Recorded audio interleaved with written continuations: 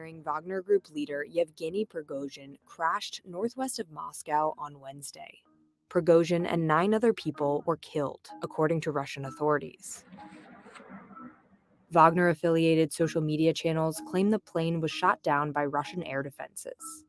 The incident marks an abrupt end to 2 months of speculation and mystery surrounding Prigozhin's whereabouts and his status in Putin's inner circle.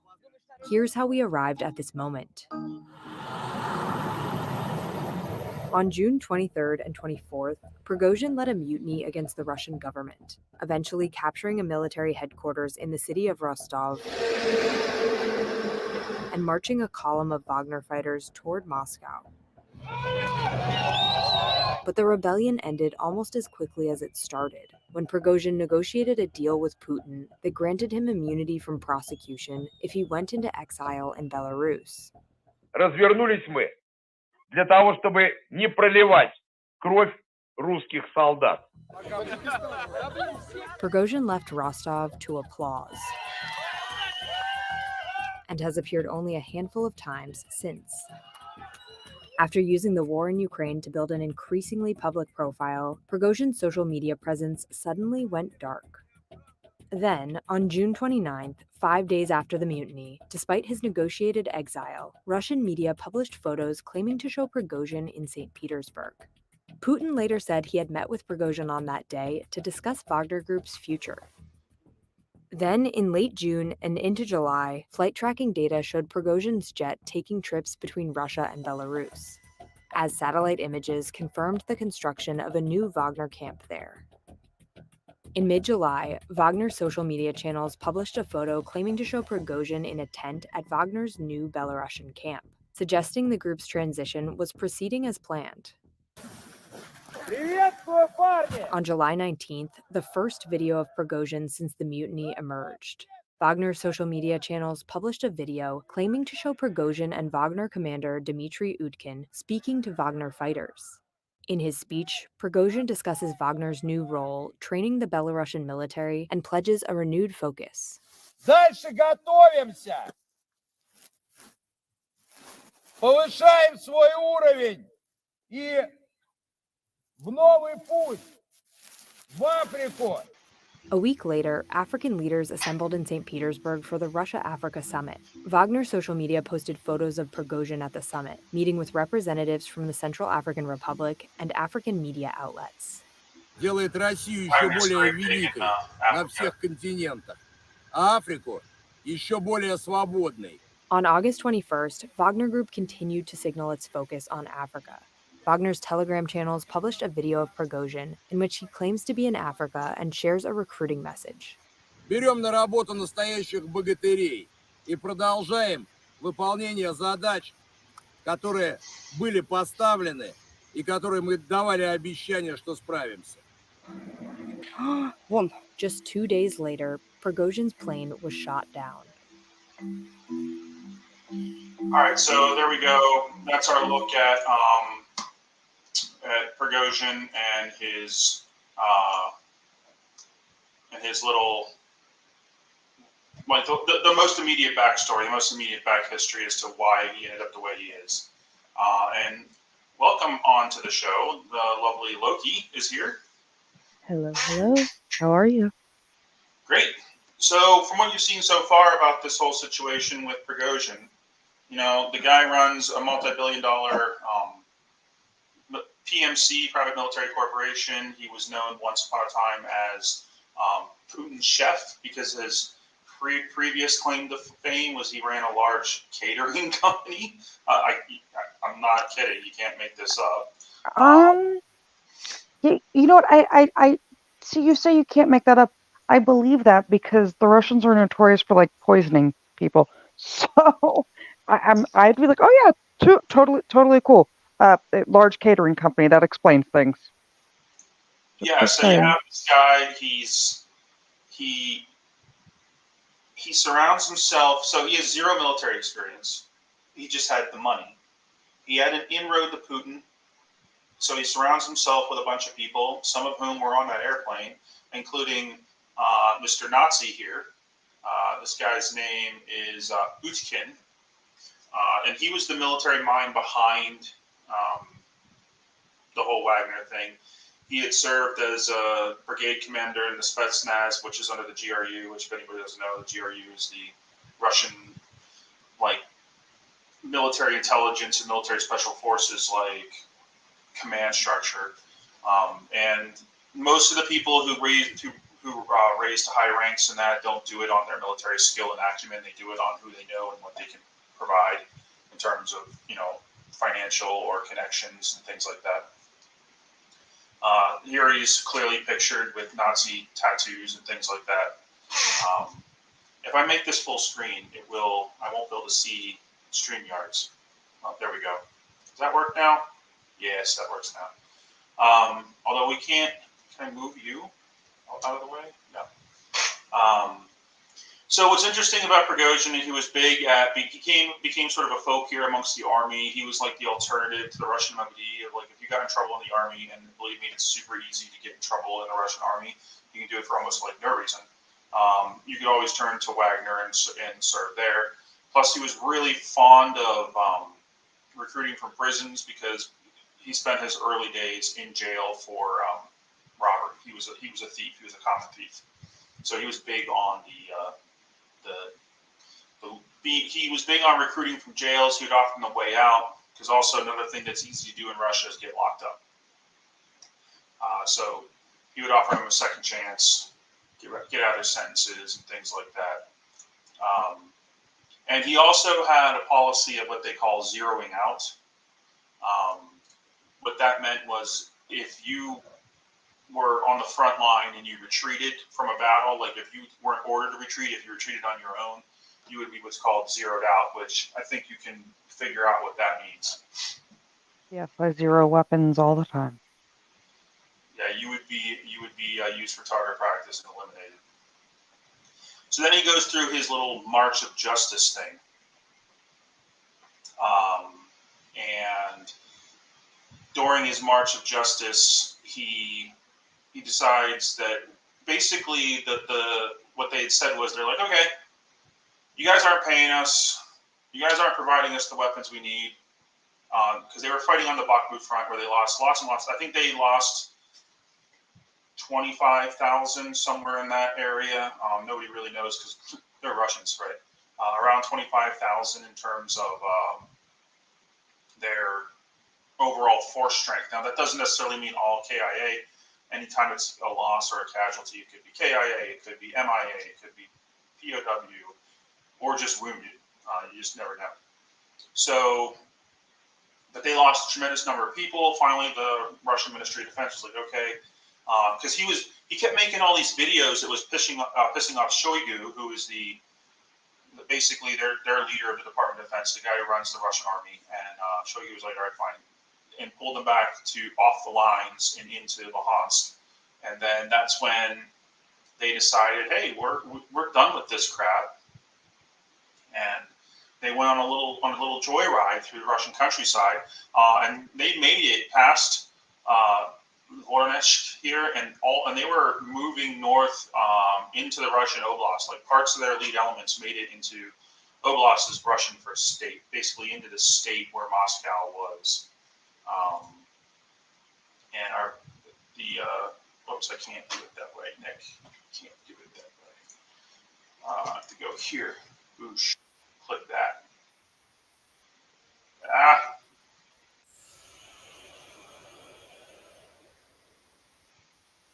I mean, Rostov-on-Don is a fairly interesting area itself, so. Audio for this? What'd you say? I'm sorry, because the audio, is there audio? I need to put it to my headphones because it's going to be a problem for the camera. Okay, hold on. Headphones, where are you? There we go. This hopefully will work better. There we go. Yes, now all is right. Okay, so this channel I used to use a lot when I was a history teacher, the Kings and Generals channel. They're great. They do an excellent job of breaking things down. When they put out these videos on the Ukraine war, they wait for a while before they put it out to make sure they confirm everything and get all the facts and they do a really good job with production value. I'm just going to point out that I got in trouble more times than not for falling asleep in history class. You'd have hated me. It's because I wasn't teaching. No, it didn't matter. I slept. Mm-mm. I don't know. Maybe you would have made the difference. My history teachers wanted to kill me. I would like to think so, but you never know.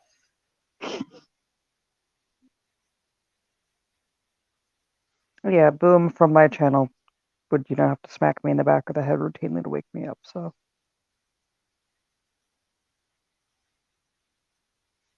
So where's our video? So what you can see here is this laundry list of, oh no, it wasn't playing, was it? No, Bollocks. that's what I'm saying. Oh, I couldn't hear you. So I have to stop sharing the one thing and start sharing the other thing. Long and the short of it was he was rambling on about a bunch of all the things Prigozhin had been saying. Because I thought I was sharing this entire window, but I remembered that I'm not supposed to do that because StreamYards hates that. So here we go.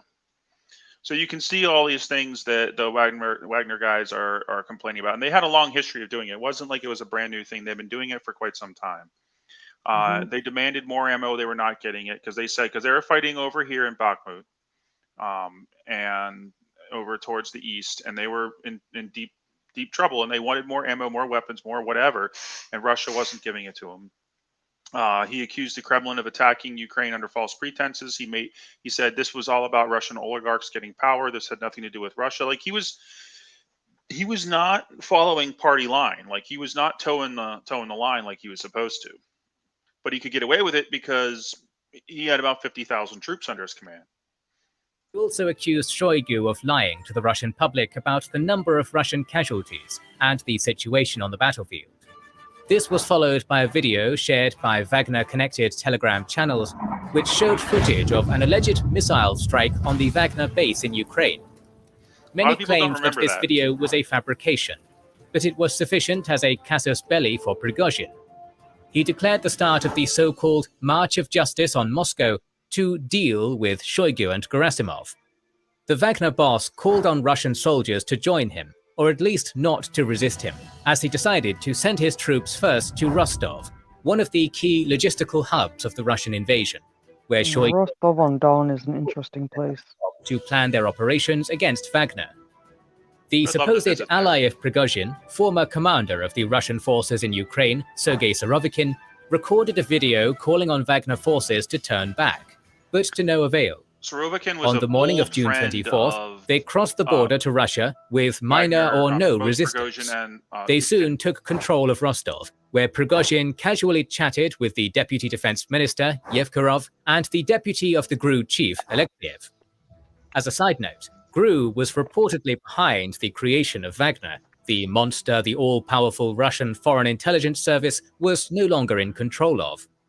Some footage indicates fighting in Rostov, but the cause is unknown, since Wagner soldiers looked quite comfortable in this city and conversed freely with Rostov residents, who seemingly supported them. Part of the Wagner troops stayed in Rostov, while the rest continued to Voronezh as Putin finally spoke. He called Wagner's march an armed rebellion and an act of treason, which would be defeated. If Prigozhin somehow hoped for Putin's support, or at least neutrality in this conflict, it became clear that he was now against the Kremlin's whole state and military machine. Any hopes of Prigozhin to divide the Russian elite proved to be in vain. Even though the Russian ground forces did not resist Wagner's march on Moscow, the Russian Air Force conducted several attacks on the Wagner column, which had Pantsir air defense systems. They reportedly shot down 3 Mi-8 MTPR electronic warfare helicopters, 1 Mi-8 helicopter, 1 Ka-52 helicopter, 1 Mi-35 helicopter, 1 Mi-28 helicopter, and 1 command center plane of the Russian military. The Russian Air Force did not manage to inflict that much damage on the Wagner column, reportedly destroying just 1 truck. Russian sources claim that the Wagner column marching on Moscow consisted of up to 4,000 men. 350 pieces of equipment, including 9 tanks, 4 Tiger infantry fighting vehicles, Grad MLRS, a howitzer, and many non-armored vehicles. The column continued marching on Moscow, encountering only minor obstacles, as unconfirmed rumors of the hasty escape of the Russian elite from the capital, including Putin, circulated on social media. The Russian military prepared defensive positions on the River Oka, waiting for the Wagner column. But as the world braced for the Battle of Moscow, the ill-fated coup of Prigozhin ended in a negotiated solution. In an agreement mediated by Belarus President Lukashenko, Prigozhin agreed to turn back his troops in exchange for amnesty of Wagner fighters and the resignation of Shoigu and Gerasimov. But it soon became clear that if the latter was ever agreed upon, Putin did not intend to honor his part of the agreement, as both Shoigu and Gerasimov still occupy their offices. Following the announcement of the agreement, the Wagnerites withdrew from Rostov. Wagner transferred its equipment to the Russian army. Wagner mercenaries were allowed to sign contracts with the Russian army, but Prigozhin stated that only 1 to 2% chose to do that. According to Lukashenko and several other sources, Prigozhin moved to Belarus, although he has also been spotted in St. Petersburg. Many things about the fate of Wagner are not known yet. Some speculate that they already have a base in Belarus.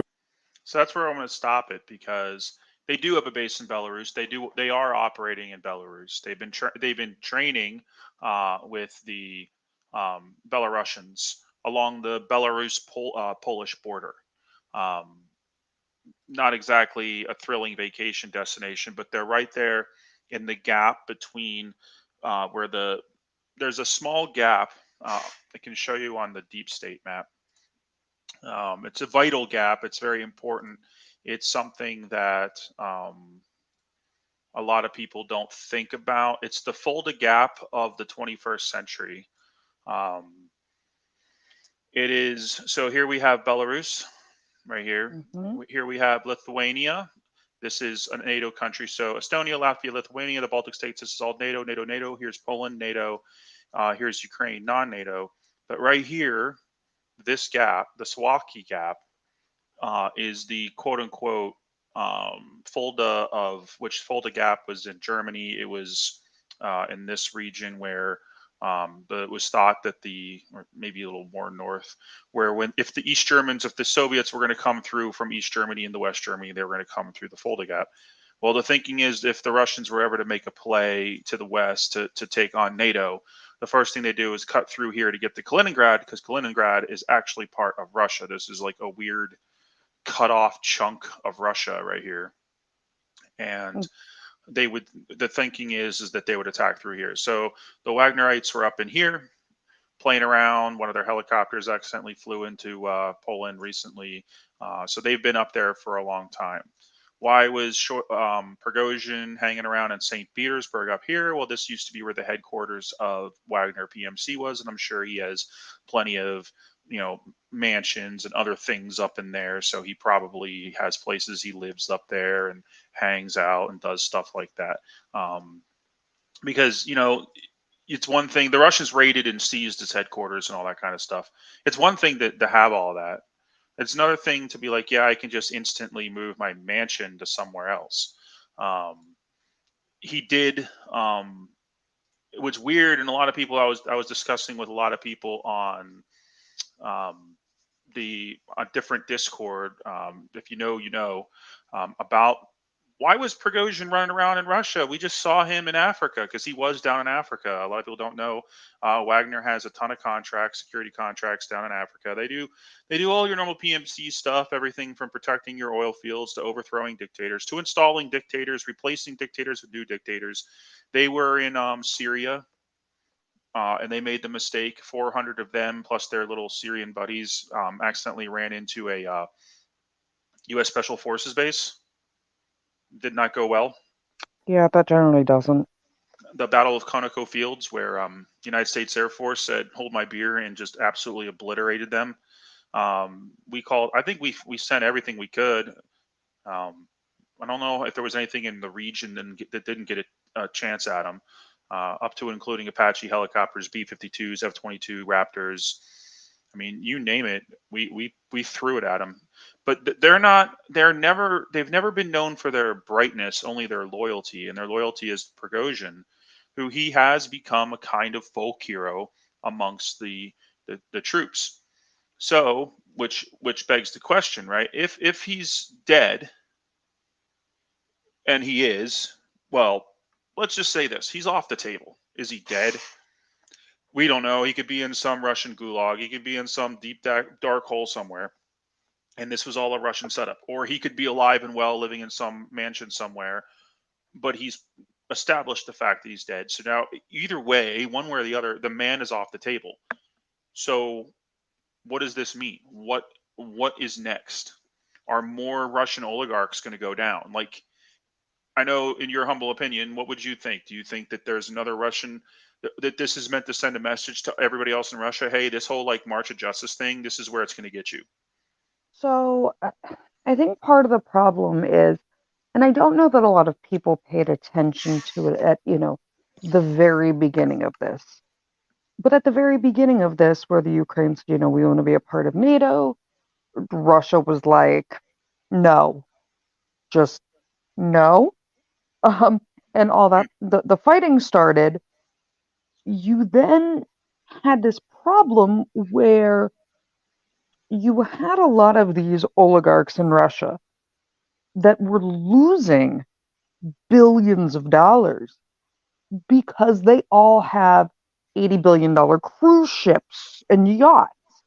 The yachts. All these yachts were they lost whole taken. airliners. They lost whole like 737s and 757s. Yeah, and there was a couple of 787 Dreamliners actually that were taken too. Yeah, But that's what I'm saying.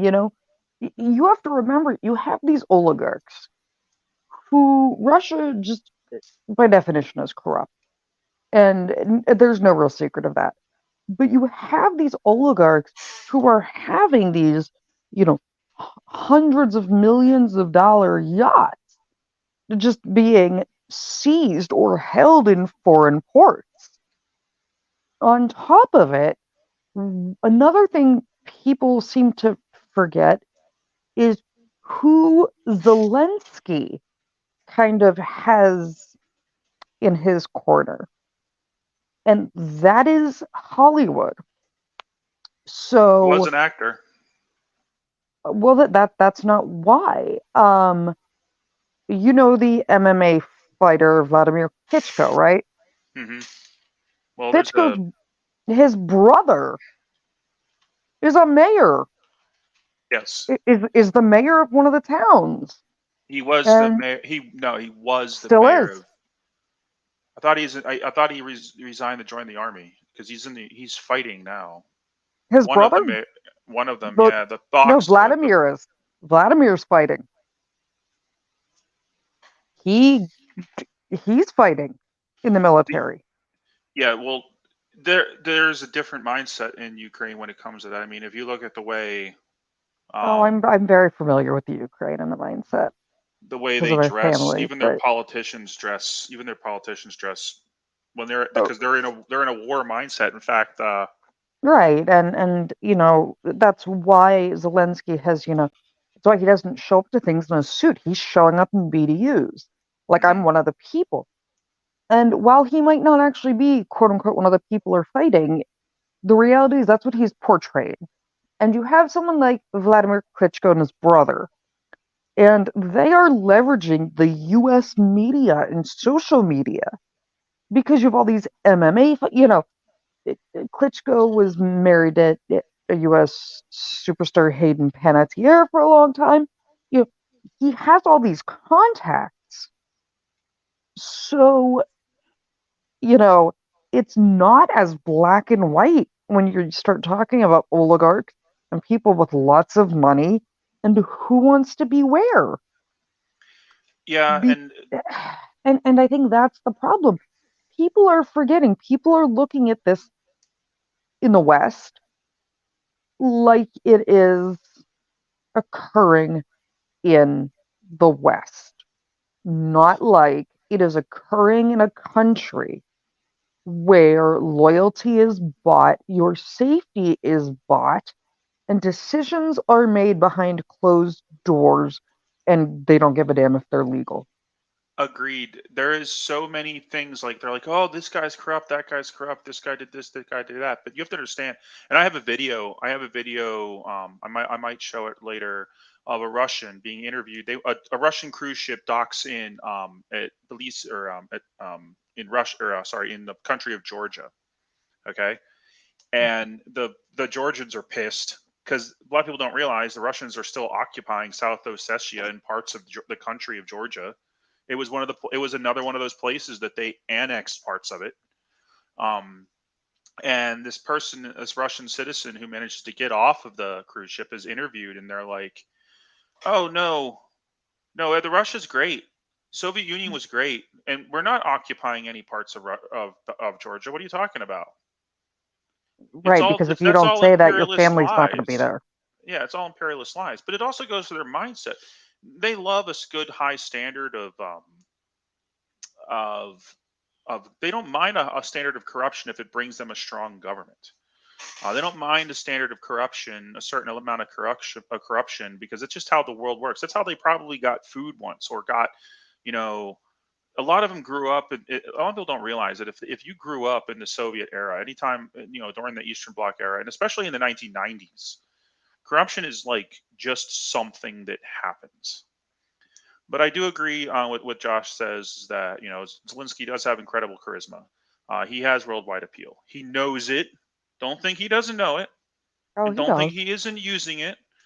Don't think that the Ukrainians are not using. They are using social media in all aspects of their war, including the e-begging component. They got better e-beg than frauditors. I mean, because they know that they can't do this alone. I mean, did you see what his wife did for when she went to Jordan? No. So they No. just Shameless one of the e-begging. so one of the Jordanian princes just got married, Yeah. and Zelensky didn't go, but his wife did, and she brought another female with her, and they were with Jill Biden and somebody else, Oh, and I know this trip. they all dressed in blue and yellow, and she sat with Jill Biden the entire time. They were never seen apart. Biden's actual handler. So you have, he wasn't there. He's not making appearances, but his wife is going and tapping into the social media world. He is very much, because people are like, oh, well, he's not fighting. He's just, doing it for show. Well, regardless, he is holding and keeping that show and keeping that poker face. So even if he's sitting in a 5-star hotel, he's still sending his wife. He is making it look, like he's living in that standard. It is definitely a show, and if anybody doesn't think that or doesn't understand that, they're wrong. But it is a show of purpose. Like, even back in February of 2022, I remember him doing a stream on his phone from outside of the presidential palace in Kyiv. And that takes a lot of guts to do when your enemy has extensive EW capability and is running around with the potential for a decapitation strike. Now, I think the Russians made a conscious effort not to do that, because the last thing they wanted to do was martyrize this guy. AKT, great stuff you did today down there in Georgia. But the last thing they want to do is make this guy a martyr, right? But I bet you at this point they're kind of regretting that decision, because now he's become this massive fundraising tool. I don't know if the Ukrainians would be where they're at if it wasn't for him, his anti-corruption, at least attempts, right? Yeah, that is a whole side of this war that I want to cover in depth in a whole another dedicated thing, because the Ukrainian troll game is on point. They've revolutionized the use of social media in warfare, and then their public relations have been extremely good throughout this entire thing. and you have to look at it that the reality is, you have Russian soldiers live streaming. We're sending messages to their family to get out from the field. They're letting us die here. This is the situation. All of this, horrible. But here's what I'm saying, like the horrificness of everything, right? And then you have and you have all these moms and families like, why are you doing this to our boys? And with the Russian soldiers. And then you have like the entire country of Ukraine and some of the other countries where like Estonian citizens are just like, take my car, take it for the cause. And Joe down the street's giving up his Kia, to go towards, and so they're playing that game and that social. Yeah, I mean they are. Oh, I lost her.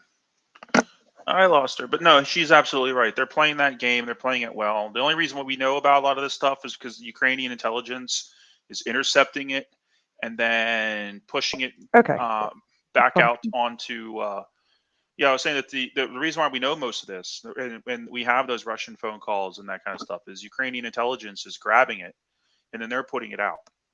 Right, but what I'm saying is, you have these other countries and all of these people that are like, we're going to back the Ukraine, and it's just doom and gloom on the Russian side. And they are not playing the games well. I think this picture on the screen kind of illustrates that perfectly. These are Wagner units. This is Wagner's training technique. All these Belarusians are pointing their rifles at each other. This is Russia. So you and I were talking about earlier, and I always found it funny. There is, I'll have to get you in touch with him.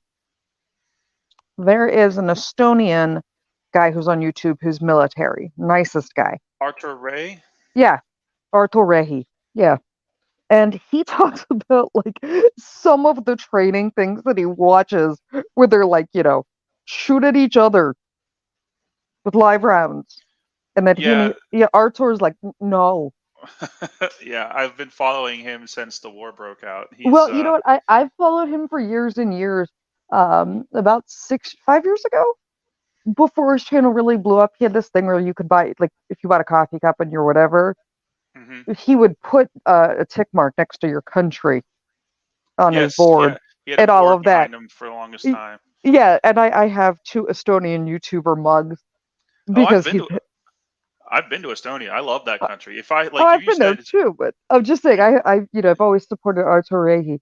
But I mean, he's been covering this, and he's covering that he was demonetized for covering this and everything, and he brings a lot of really good insight of the training and what it's really like on the ground, and he doesn't care and he doesn't sugarcoat it. He does. Now he's big into like he's been delivering vehicles and drones and stuff to the Ukrainians, and he is a good dude, and he's hooked up with the other guy that I was going to bring up, which is Operator Starsky. He is a Ukrainian public affairs officer, so it's definitely it's his literal mission to put out propaganda essentially. But a lot of what he also does is during the war he gives, even from the earliest days, he was providing updates, and he was streaming from like a bunker and things like that. So. Yeah, but he also shows what life's like. One. Artur works with him occasionally. Like whenever Artur comes to Kiev or whatever you want to call it, because both are correct. I'm tired of the people correcting that. When he comes to country, Starsky always meets up with them and they hang out. Yeah, I've gotten to talk to him, like actually talk to him a couple of times, and he's a cool dude.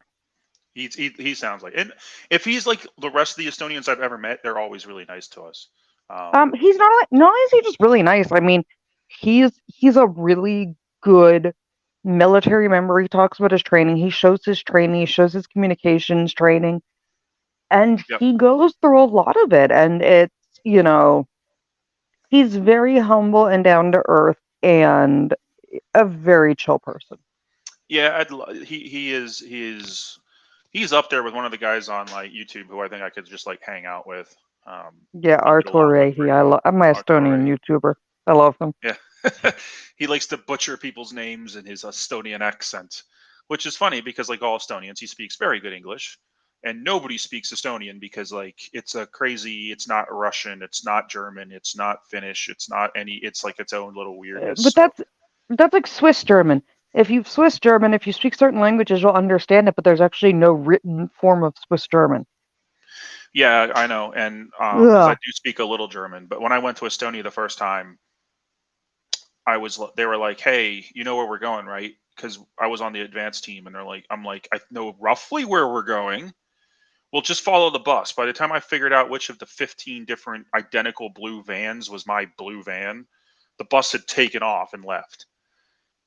And I was forced to navigate Estonian roads using basically only what I could remember from what I saw on Google Earth. Because my phone wouldn't even work because I didn't have an international phone at the time. So, yeah, that was fun times. But I got there. I got into Tallinn and I found the Blue Sky Hotel. Fortunately, it looks unique. It's easy to see. I mean, I will also say, and I think this goes for anybody when you're covering or kind of tuned into a foreign conflict. It's very different watching the translation of something than what's being said. I do speak, Czech, Hungarian. I speak a lot of those languages, so I can understand a lot of it when it's spoken to. Yeah, I speak less than I can understand, but even Ukrainian, I understand a fair bit of, and you obviously know why. But it's like I'm sitting there listening to it, and you're like, that's not what they're saying. So you kind of have to be careful. We should get you one day to translate or attempt to translate some of the trench warfare videos. Oh no, that's worse when just wait. We always wondered what they were. I did that for one of the Israeli ones since I'm fluent. I was translating Israeli military stuff the one day. It was hysterical. We have long speculated because it's been well known. I've been told anyway that there's a lot of trolling that goes on, that they're always insulting and yelling out to the Russians and calling them things because they're so close. Like they can literally talk to each other. They don't even, it's like they're that close. So now we're going to switch gears. Now we're going to go into something more in your neck of the woods. Before we go down this hole, please explain to the class, as much as you're willing and able to, how you're related to this particular situation here. I will say that I am associated via special letter teams, and what's from the thing from Taken? I have a special set of skills. You have a particular set of skills that are used in very particular situations. For several counties and most of the state that this has occurred in. So, we'll leave it at that. People can draw inferences, but I know exactly what I'm talking about. There's no speculation. Right. Okay. So, I'm going to show this video. It's kind of the news story aligned with this whole incident, which was, I think, both irritating, a pain, and preventable. I mean, I'm not sure if that's your take on it, but pretty much. It is. There is so much that goes into this. I don't want to make it last forever. And now because I'm a professional YouTuber, right? Because that's why I've totally lost where I put the tab that I have open, ready to play. Yeah, it's all good. Is that one? No, that's not the one. That the one? No, this is the one right here. Okay. Oh, there's a little blue thing there. All right. That was my goal, to get to the basement. We have sound? However, on my way to the basement, there was a barrage of bullets just coming from everywhere. Breaking news coverage continuing tonight at 6 here on KDKA. An active shooter situation. KDKA. An hours-long standoff, and it just ended within the past hour. Yeah, about 4.5 hours. Death. With Myron Hundreds Cope of law enforcement officers rushed to Garfield after a man opened fire on the sheriff's deputies who came to evict him. Our KDKA News team is still on the ground in that neighborhood, as we have been since this started at about 11 o'clock this morning, gathering all the details from authorities, from neighbors, from those who knew the suspect. KDK has been on this minute by minute since this morning, keeping you informed every step of the way. And right now we're going to start with KDK lead investigator Andy Sheehan. You've been with us here all day talking to your sources and really key in unraveling a timeline in all of this and a potential motive in terms of what sparked this today with the suspect. Just an incredible day, an incredible amount of gunfire. What's going on with this guy's in a hair? residential neighborhood, and just as miraculous, or as miraculous, It doesn't move. The fact that only Doesn't make the sense. only I poked it with a injury that we pencil. know of is a sheriff deputy Oh yeah. suffered Mhm. a cut to his head when he evaded gunfire when initially. Okay, he's just the pause this serving for one an second. eviction notice Hang the on. Okay. suspect in Paused. I am going to clarify one thing very clearly. The officer they are talking about that had a head injury. He is okay. It was shrapnel. It was minor. It was nothing serious. He was treated and released. That is the number one thing I have seen be twisted. In this Okay. poor officer's family. Getting like, is he okay? Is he okay? But the speculation and people twisting it online because, it's a head injury that we know about it. The only injury is an officer and trying to leave, something to the head. It is, So that is not. He is fine. all right, Josh, to bring you up to speed, the TLDR on this is that a Moorish citizen decided it was his house and nobody else's, no matter the fact that he didn't pay for it. And the sheriff's department shows up and says, knock, knock, it's time for you to get lost. And he said no with a pew-pew. And then it went from there. Or Yes, multiple but pew-pews. oh yeah, the pew-pews. But I just want to correct that because I know the officer, I know him well, I know his family, I know, his fellow officers, and the number of stories that were going online, that it's a serious, he is fine. Like, we can take that level of drama out of it. Indeed.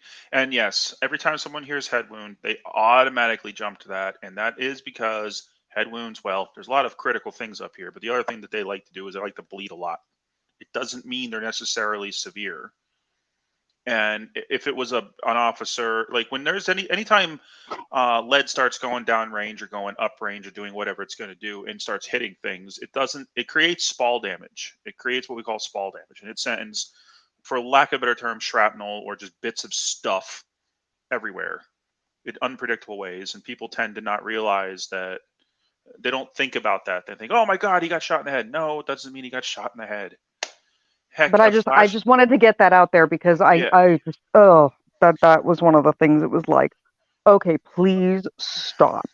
You can get injured by like a breaching charge. You can get injured by just somebody trying to break glass and a piece flies I got off. injured by a couch. A couch. Once. So I'll just out myself in this one. Anybody who's seen me standing or seen pictures, I'm roughly 6 feet tall anyway, about 140 pounds.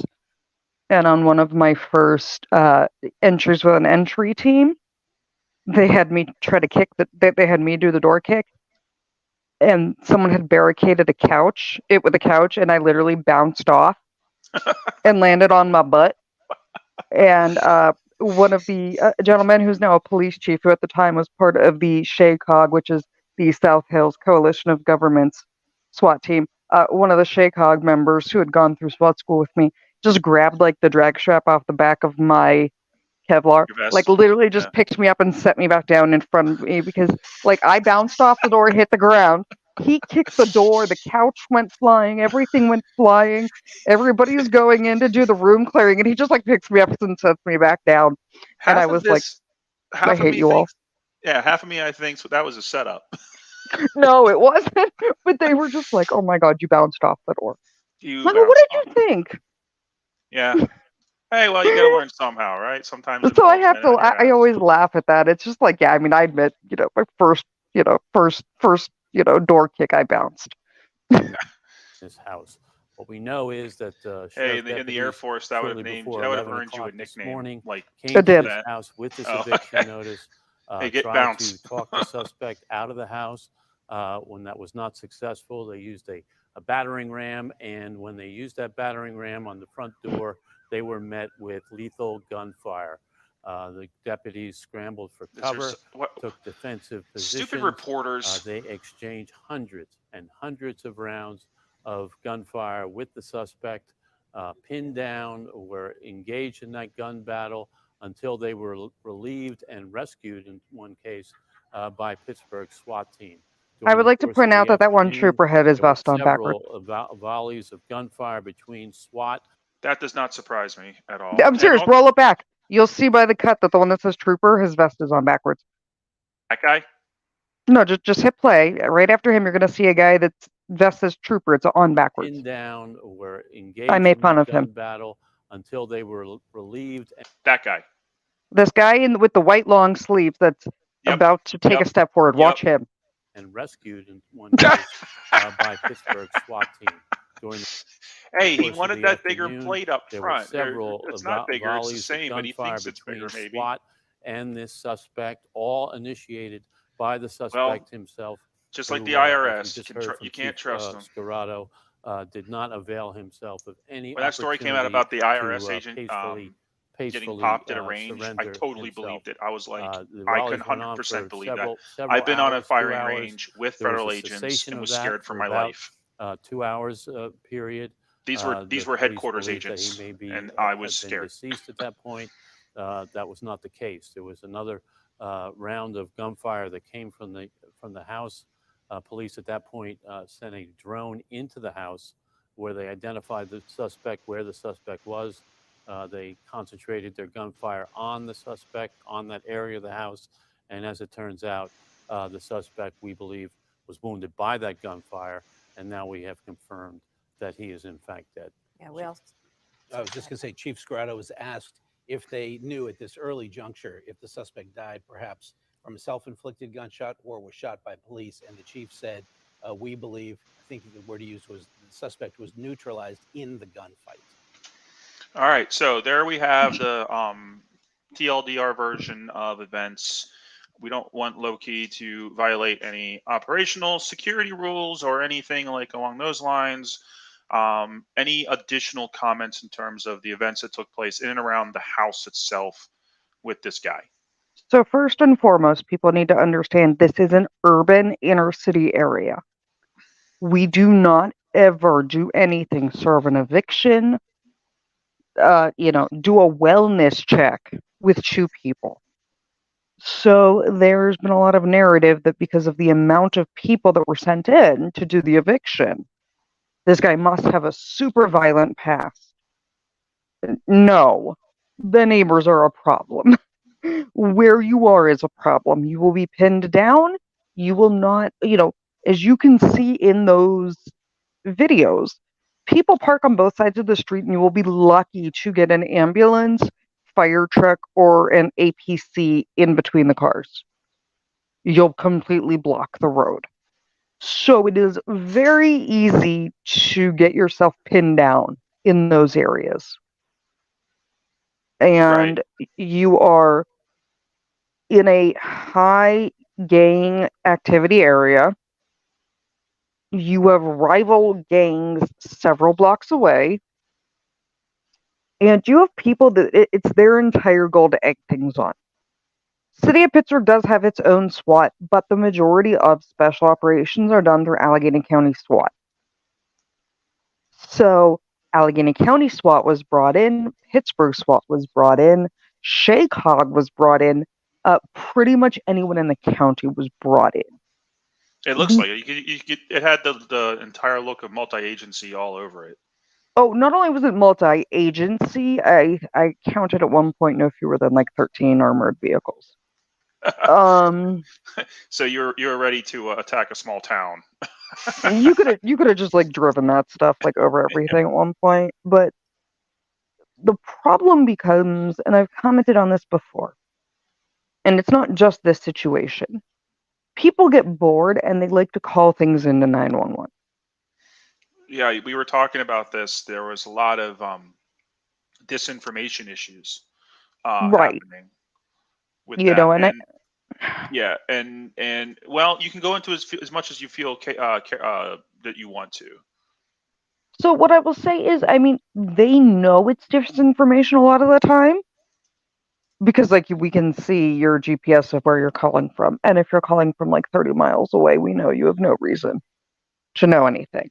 But everybody's providing disinformation, but you still have to run it down. You can't ignore it because the chance that you ignore that one that wasn't disinformation.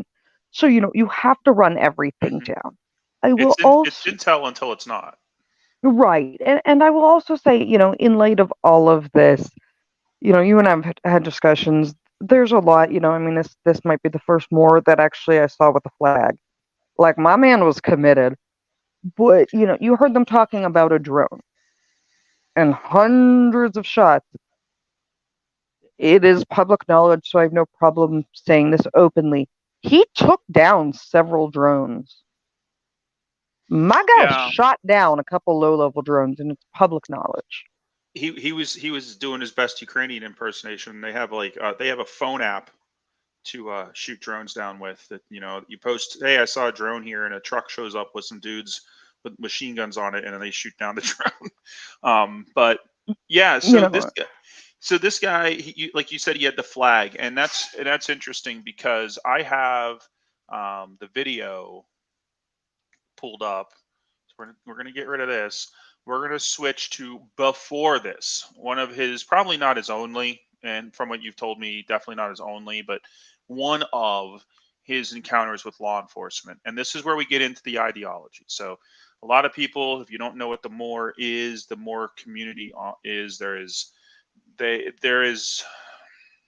a quasi-religious but mostly political ideological group that has been spread through our prison systems and through some of the counterculture parts of the United States.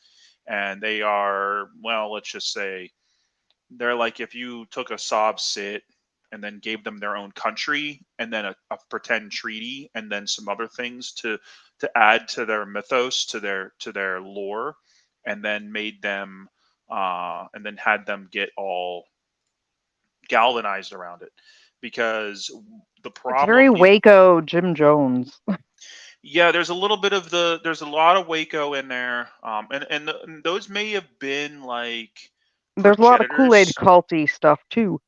Yeah, some of these guys, they may have been progenitors of the Sobsets. In fact, there's case law from 2005 of a libertarian who was even further down the libertarian rabbit hole than most, who decided that he was going to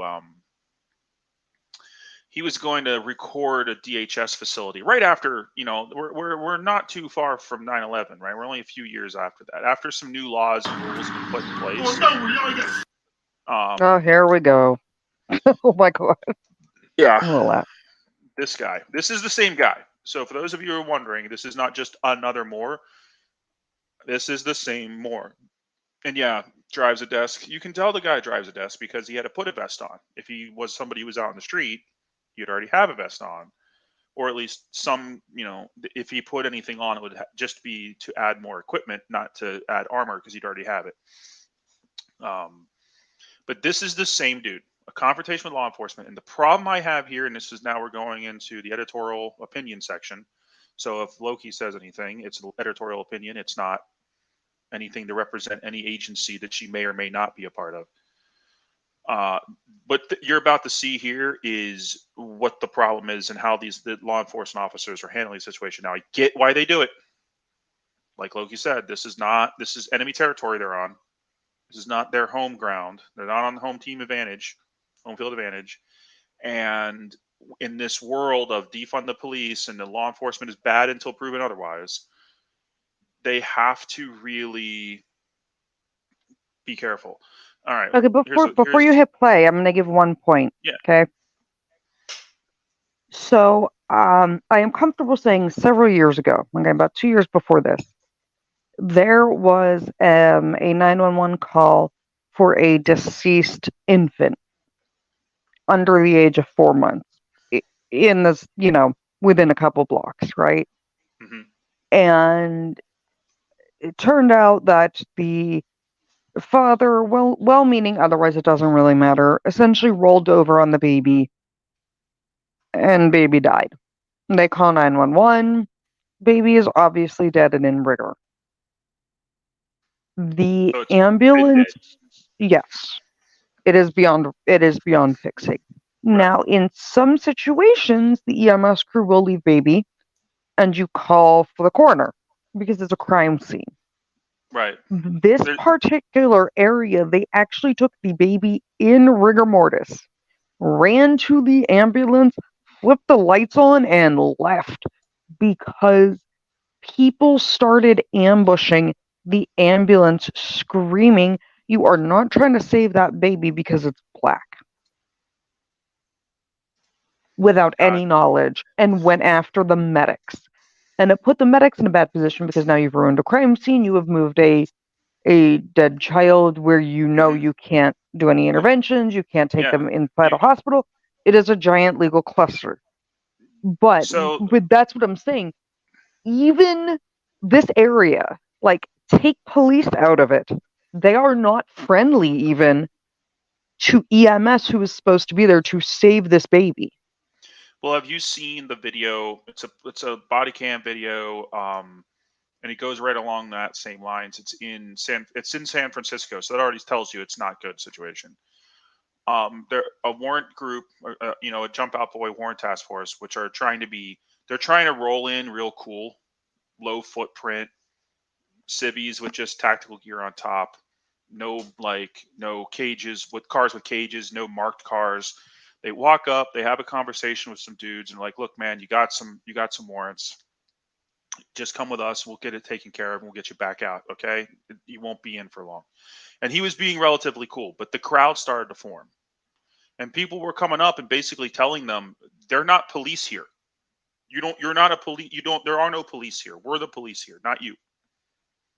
Right, and that's just what I want people to keep in mind. Even the quote-unquote good guys, EMS, who was supposed to be there to save a baby, this neighborhood went after, to the point they had to evacuate.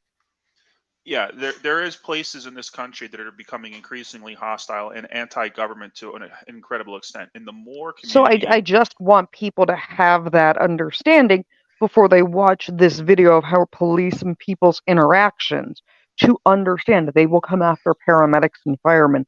They do not care. And the law enforcement are doing their best to keep the escalation level low. Like, they're not trying. Like, if you'll see, they're just kind of there. And at the end, he'll just kind of hand him. He just hands him the tickets.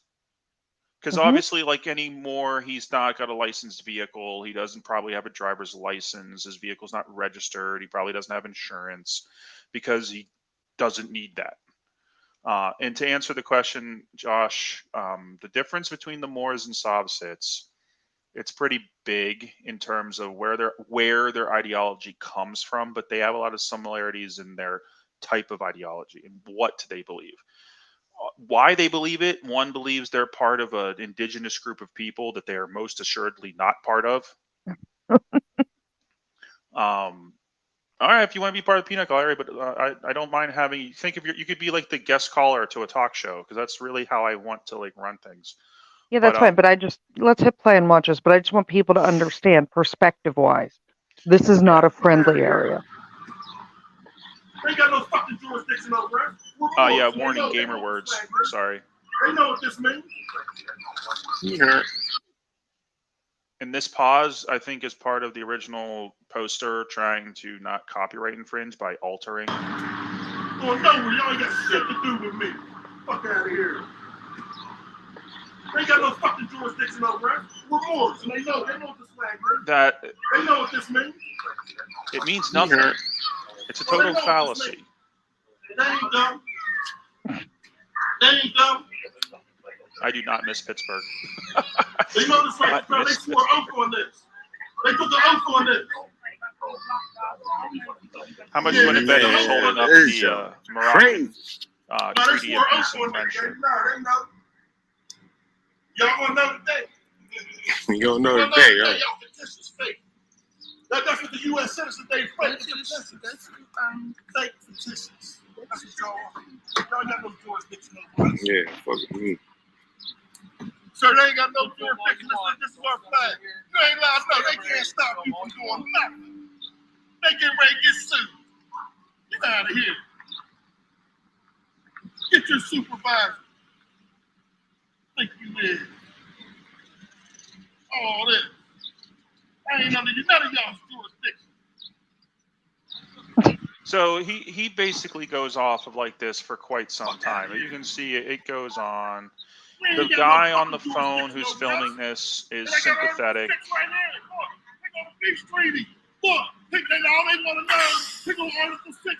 Man, then pulled out all the laws. Oh my God. Okay, yeah, he pulled out laws. No, what he's talking about is the Moroccan Treaty of Peace and Friendship, which was made with not the United States of America, but was made with the United States under the Articles of Confederation prior to the ratification of the Constitution. That's why he's talking about articles, because he's talking about articles from the Articles of Confederation. And essentially, he's talking about a treaty that failed anyway. First of all, he's misinterpreting it, number one. Number two, it failed anyway. Thus, we have the Barbary Coast pirates and the incident where the United States Marines and the United States Navy went in and messed them all up in one of their first overseas operations, which they didn't do without permission, by the way. They kind of were like, well, they attacked us, so we attacked them back. Sorry, deal with it. It's over now. So what are you going to do? But he's misinterpreted the entire Moor state. They misinterpret their ideology is incredibly flawed. And I want to stop that because I have another video that covers the background on these guys. They are. I'm going to let the ad play so you guys don't have to deal with that. But they have a backstory going back to essentially a group of grifters from Chicago in the 1950s that picked up on some of this ideology. So what you have is you have some very weak-minded people, no different than the sovereign citizens, who they end up in jail. And me and Loki were talking about this earlier, and you can back me up. A lot of these ideologies are spread by people who have already failed at their attempts to use it. The guy's in jail all the time, right? You got dudes in prison like Daryl Brooks, the famous guy who drove through the Christmas parade in Michigan. He was not a Sov Cit until he got locked up. And then all of a sudden, poof, he's a Sov Cit. He's building box forts in court, getting kicked out all the time, and objecting for grounds with a Z. This objections, guy, all of them. Yeah, all the objections. I strenuously object. A little, few good. Are you practicing lawful law from the bench? Yeah, jurisdiction. I need proof of jurisdiction. All of these things are buzzwords and misunderstandings and misinterpretations of the law. In fact, a bunch of guys. Go ahead. Let me give you a point of clarification, because this one's, it's not specifically more, it's a Sov Cit thing. But I broke this down the other day for some people. I do hold multi-country citizenship, okay? I am very well versed in citizenship in multiple countries.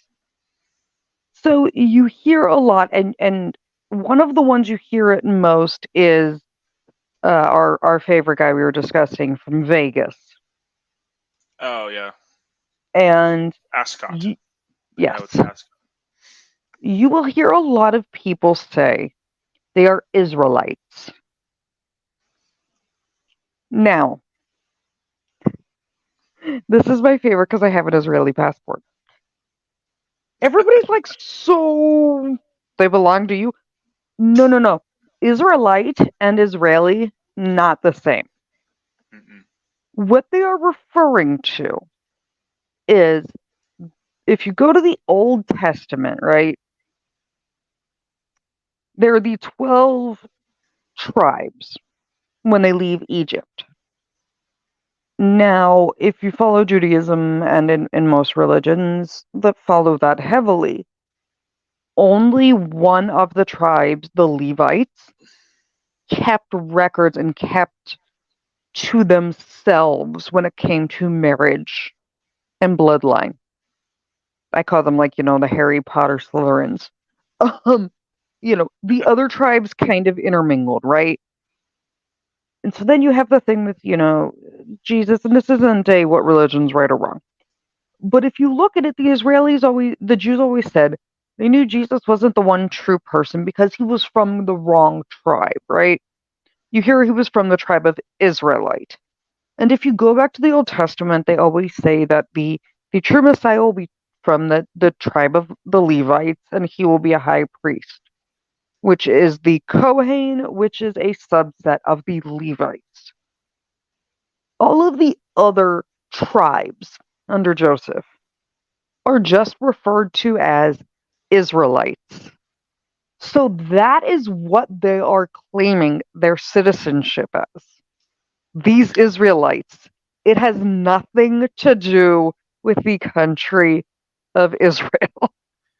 Correct. And there is emerging. There is a new. It's not new, but this group is becoming increasingly more popular. There are the Black Hebrew Israelite. Sorry, what I'm trying to say. The Black Hebrew Israelites, and they are becoming a political movement as well. But what you're getting at, I think, is that there is this. People hear terms and they hear words along the lines like, "Oh, I'm an Israelite." That's a nationality. It's not. Oh, she's gone again. She'll be back. That's a nationality, which it's not. Because as she just said, it's just part of history of the Israelis, of the Israeli people, and the actual more accurately the Hebrews. And then you have these guys. So to go back to the Savsit versus the Moor thing, the Moors think of themselves as part of the Moroccan nation or the Moroccan Empire. But yeah, everyone hears Israelites and they're like, "Oh, they're saying they're Israel." No, they're not. They are referring to an ancient thing, and Josh, come be the peanut gallery. Yeah, Ask questions. It's fun. We'd like to have an interaction, but the thing I'm getting at, I was trying to transition and follow your line of reasoning. Yeah. When you look at the Moor, and they some crazy how conflate themselves to be Moors, which people don't remember. The Moor Empire that took over part of Spain and most of North Africa back in the it was right around the times of. They did it a couple of times actually, so it's hard to really pin it down. But they were big. They were big back in the early between 1400 AD and 1800 AD. They kind of were basically because they annoyed the crap out of everyone. They kind of just got completely blown away by the 1800s. Like everybody's like, okay, we're sick of you, stop. And what was left of them became Morocco. But then the French kind of just were like, no, you're our colony. Because the French were tired of them too, because they lived right across the water from France and Spain, and they were sick of their problems.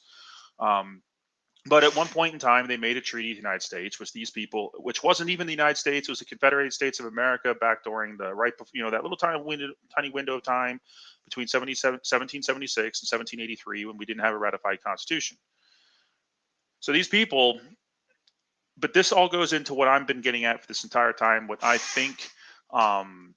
And they have a long history. I'm not going to show the video. Well, let's show the video. It's not that long. It's not that long. Go here. Sure, but I mean, I bring up the thing with the Israelite to show that, they're all taking something historical that they know nothing about and just wilding out.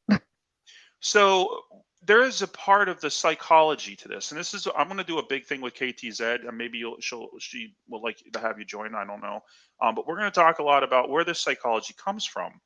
And if you have a paranoid delusional mindset, if you're prone to delusions and you're prone to being a paranoid delusional, so cluster A personality disorder. I'm sorry, a what? So that would be a cluster A personality disorder. Yes, and you have these tendencies. Right, because you have cluster A and where your tendencies lie, and then these guys are in this okay, so they do all believe, they all share, the Savsits, the Moors, and the frauders, they all share a basic concept, which is that in some way, shape, or form, the government is their enemy and or is directly out to get them. They may not necessarily be directly out to get them particularly, some of them believe that. A lot of them are like, oh, the cell phone jammers and the conspiracy and the tinfoil hat and the blah. Some of them are just like, they're out to get me, us, generically. A lot of the frauders are in that world. A lot of the Sobstits are in that world. And some of the Moors are in that world. But the Moors are very definitely paranoid. Look at this guy. The way he acts around. He violently reacts, even in that car when he was in he barricaded himself in his truck and he was flashing his stupid flag and his paperwork. That was his defense. He was putting up a defense against what he thought was an attack coming his way. Right. These guys. If you notice, they tried to de-escalate. They backed away. The cops, yeah, because the cops are like, we don't want to get into a fight with this guy in this neighborhood. That's not going to end well for anyone. And the paperwork on that is just, let's not like. They're like, let's not be in this. Let's not get into this here, because they're people too, and they want to go home. They want to make life as simple for everyone as possible. And for a bunch of speeding tickets, like, you have to do a cost benefit, right? Or could we tow his car? Yes. But would pulling him out of his car on this street in broad daylight be a fiasco, unbelievably bad? Yes.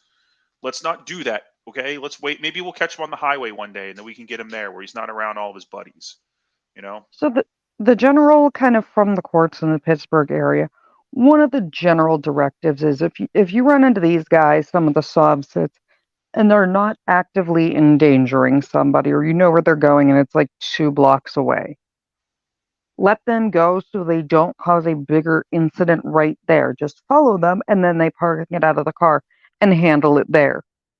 Don't put yourself in the middle of a lynch mob.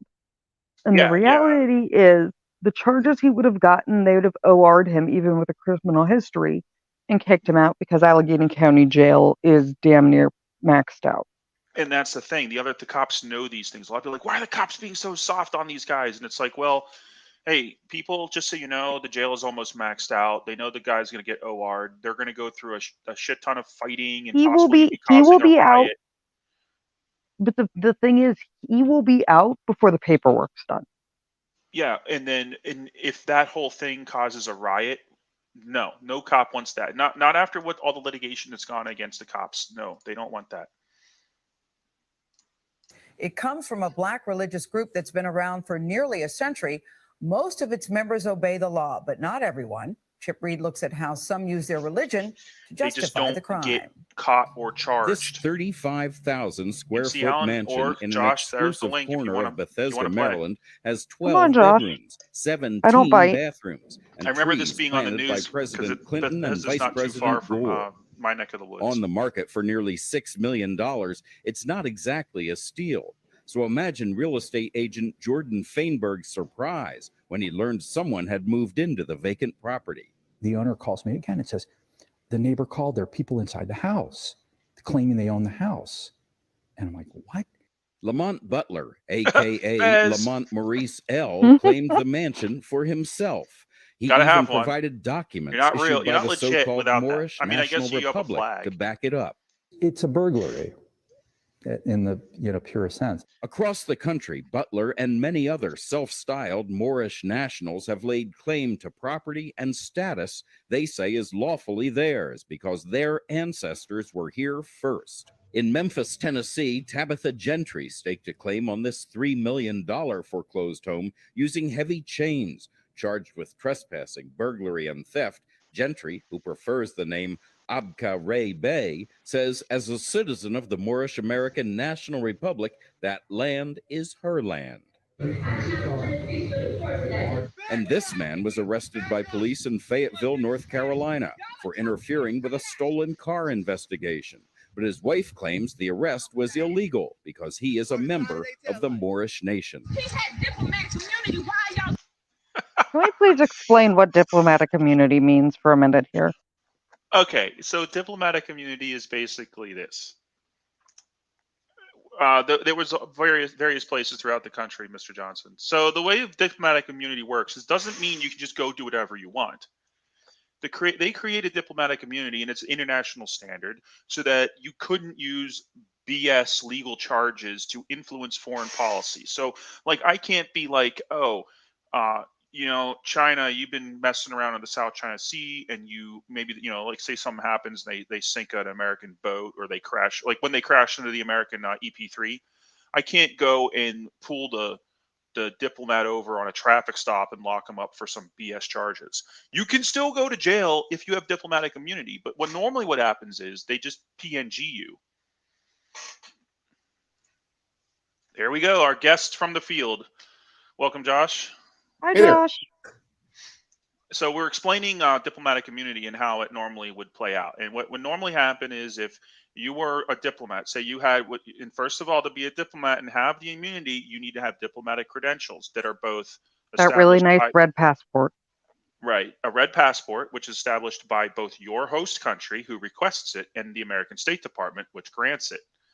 If you have said diplomatic immunity and you were to, say, be found in a stolen vehicle, they won't necessarily arrest you, but they will investigate it. And then they will go through the United States State Department to have you basically remanded to our custody for charges, depending on the severity and what happened. Because a diplomat has certain protections. So like I said, we can't just willy-nilly lock up somebody's diplomat for something his country did or something like that. However, if your country is pretend, like the Moorish Republic of America, that doesn't mean you can't just declare yourself to be a diplomat, have diplomatic immunity, and just because you're a foreigner in another country also does not mean that you have diplomatic immunity. I mean, Loki, you can speak to the effect. Well, actually, let's ask our guest. John, have you ever traveled overseas? Or Josh, I'm sorry, have you ever traveled overseas? Yes, Switzerland and Germany. Okay, when you traveled, did you get any travel advisories or information from the State Department? I mean, I'm speaking as a government person, so I always did get like advisories and like information from the. So, but when you traveled overseas, did anybody ever tell you like, hey, like, did you ever get an international driver's license, for instance? No, I was only there briefly, so didn't need to. But had you? Well, let me ask you this: what do you think would have happened if you would have broken a local law? Oh, sure. I mean, you're subject to the laws, wherever you go, and that's part of what just makes no sense whatsoever about the sovereigns and Moors is imagining that they can be in the United States but also independent from it. Like, yes, they want to enjoy constitutional protections, and yet not also have to have constitutional responsibility and or citizenship responsibility. So this is where I like to point this out. And a good example of it is Singapore, right? Singapore has some incredibly strict drug rules and other laws, to the point where even if you are prescribed a medication to enter Singapore, you have to have a special visa if you're bringing a controlled substance into the country. You also can be arrested for bringing gum into Singapore. And when you file for these visas or your entry or whatever, the State Department tells you you are bound by the laws of this country you're going to. So what traditionally happens is, and I'm going to say this is happening in the US because overseas it can be incredibly corrupt, as we've seen with like North Korea and Russia. But obviously it happens other places. I mean, Russia's holding NBA athletes and various other people for sham reasons, but whatever. You're arrested during the booking and like when you're being read the rights. You know how when you hear them reading the rights, like, are you probation, parole? They go through all this. Are you a U.S. citizen? And one of those rights you have is if you are not a U.S. citizen, they contact the embassy from your country. You're still going to go to jail in most, if you're not a citizen, and for many reasons. But then your embassy gets to come see, like the representative from the embassy. The legal attaché. Right. Now, if you yourself are a diplomat, and you actually see this more with diplomats' kids who have like that rich kid, too much mommy, my daddy will buy me out of anything mentality. who do something stupid and they think they can openly break the law because diplomatic immunity. What will happen is they are arrested, they are charged, and then they are returned to the embassy. Now, there's a good and a bad to this. The embassy is legally the property of the country they are from. So we don't have jurisdiction anymore. But you will go to the embassy. Generally, they're not going to lock you up in a regular prison. And then negotiations are going to happen between the State Department and your government of who is prosecuting, if you can leave the country before charges are brought. And all of that depending on the treaties and diplomatic immunity laws that your specific government has set up with the U.S. So right. saying I have diplomatic immunity doesn't make it not illegal. All that does is say once you've been arrested for doing the thing, the diplomatic immunity will weigh in on the end game. Yeah, we used to, in the military terms, it's referred to as a status of forces agreement. So like, if I was in, say, a NATO country, I don't have to travel with a passport as long as I'm on orders, because our status of forces agreement says you don't need a passport to be here if you're on NATO orders. And your orders, NATO orders, are different than any kind of others, so they'll know. And you carry them on your person because they are your passport. And also in there, it says, it gives instructions. So if somebody were like, you know, because military people, they do dumb things, right? We're not known for our good behavior. And it's not just American military. Them Brits, when they brought their flat top over to Florida, got in some big trouble down there. So I don't want to hear this being just an American. I have seen some Israeli military fuckery. But on the orders, it says, hey, if you're law enforcement and this guy hands you this is what you're supposed to do. And then you get a briefing before you leave and when you're there. You get read the riot act about what you're supposed to do. They tell you to memorize the local consulate's phone number. I remember when I was in Estonia, the local Air Force Office of Special Investigations guy came to us because U.S. Air Force is the primary military that visits Estonia. So there was a permanent OSI guy assigned to the embassy, and he came to us. He was like, "Look, do this, this, and this. If this happens, call this number. Call me. I'll fix it. I'll get you out of it." The whole point we're trying to establish here is that there is so much government interaction going on. We're making deals we're making treaties, we're signing agreements between the different state departments and foreign ministries. This paper that this guy just ginned up doesn't provide anything, right? It makes no difference. And so you see it has a received stamp on it. I'm sure if you've watched any fair amount of frauditor videos or solid state videos, they want a stamp, right? I want a stamp on, I want this and they'll say things like, oh, it's notarized. And they think in their delusion, this is real. This makes this legal now. This has now been contracted. We've now engaged in a contract. Everything in their entire space is some crazy how been diluted. The term, what a contract is, the fact that they think that you have to contract with the government in order to have something happen. The personal trusting. We just saw that more recently. Who is Law Talk with Mike covered him. He sat in the courtroom and would not get off the fact that he's like, I am the truster. I am the trust. What did he say? I am. Yeah, of the trust of. I represent the trust of. Wait, what was this line? I am not the trustee. I object to being made a trustor. Right. I am not the trustor. I represent. Those words don't mean what you think they do. Right. You use the words, but you do not know what they mean. And so much of what they do is that they don't think they need a driver's license because they think that they're not because that makes them enter into a legally binding contract for some reason. All of this is delusion, is taking the way a system works and then wrapping it through your delusional brain and then creating a new system that then you expect the rest of the world to follow. I do want to answer one thing to our lovely guest. I saw you said in the chat where you're like, Israelite isn't you didn't know it was a new code word. That's what you see with the sovereign citizens. So out in Vegas, there was a particularly vexatious litigant, Mr. Blandino. Kim Blandino. Yes, Kim Blandino.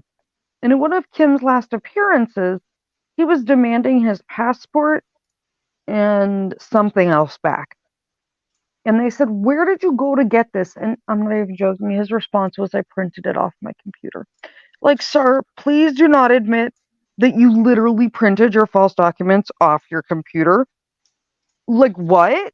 I printed it out. You're not helping yourself. So, but he kept saying it was a passport because he's an Israelite. And I'm like, that doesn't mean what you... Yes. I'm gonna have to add that to my Kim Blandino lore that now he's also an Israelite. Good Lord. But that's what he printed out the passport from. It's my Israelite passport. Okay, but there's no country that goes with that biblical title. So again, identity, they're getting into identity delusion. We see that in other aspects of the psychology,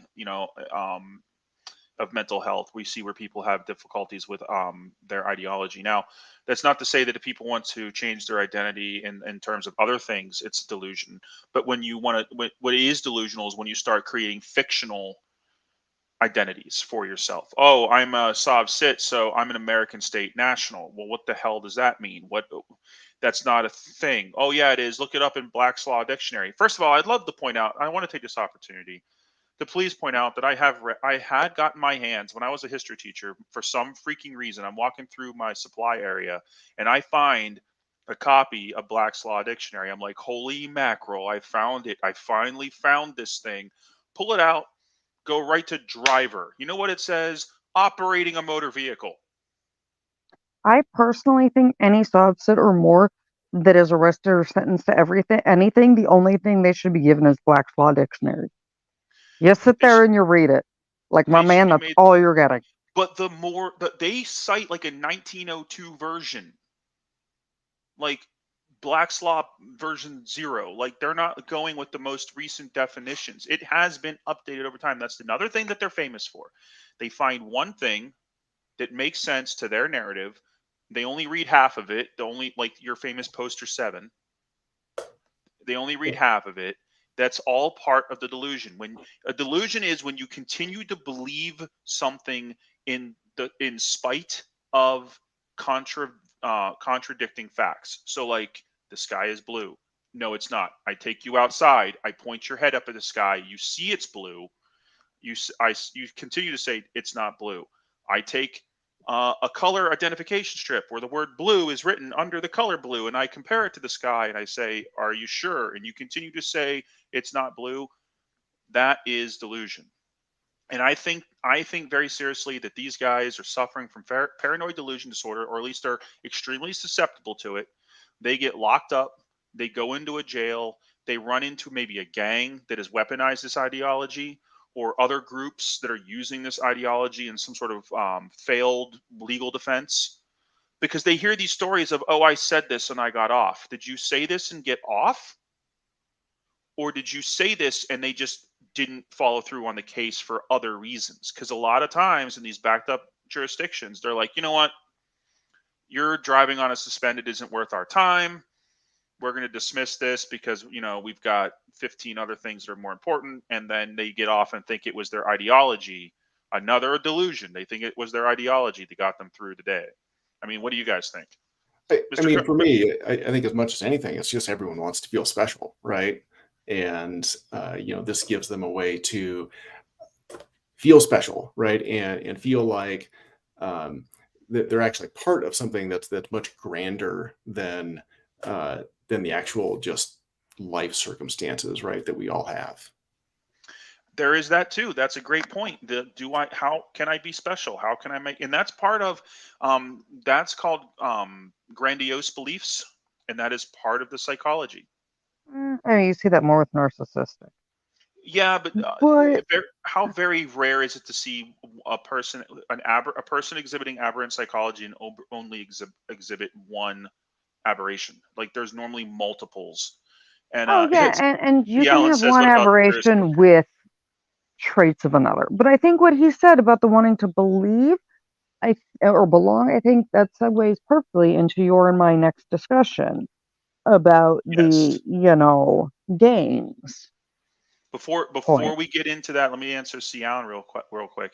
So the jurisdiction defense is okay because if you're going to say that I'm now under the jurisdiction of your court, that means that my ideology is flawed and wrong, and I'm not going to let you attack my ideology without defending it. Also, if you're, I believe that there's two. First of all, I believe there's two different kinds here. I believe there's the ones that do it for profit and the ones that do it for belief. Like like this dude, they wave the flag and they do the they fight to the death over it. And then there's the frauditor, sov sit guys who follow it to an extent, but then when it's like handcuff time, all of a sudden their ways change. But when they do the jurisdiction argument, it's a delay tactic. It can be a just delay think of tactic. Family Guy. I'm sorry. I just think of the episode of Family Guy where like Peter Griffin declares his property in House Peterlandia or something. Essentially, yeah, and it could be for convenience purposes as a delay tactic to try to get out of it, to try to muddy the waters. It could be that they believe that they're somebody's attacking their belief set and that they're going to violently or litigiously fight back, because a lot of people who are suffering from these kind of mental conditions do not take kindly to having them challenged. They react poorly, and some of them.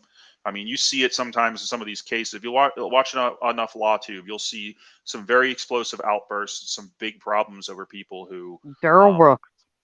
Yeah, Daryl Brooks. I don't know if he was a real believer. I think he was just a complete. No, but I'm saying, but the outbursts you'll see. Yeah, and it's all common, and that's where it gets very common. And then we get into is there an associative part to this? And I think that's a really great thing because, like Mr. Carter said. Are they at some kind of a point where it's like some of them are in it just for the involvement to just be part of something? And that's where I think the prison gang thing comes into it.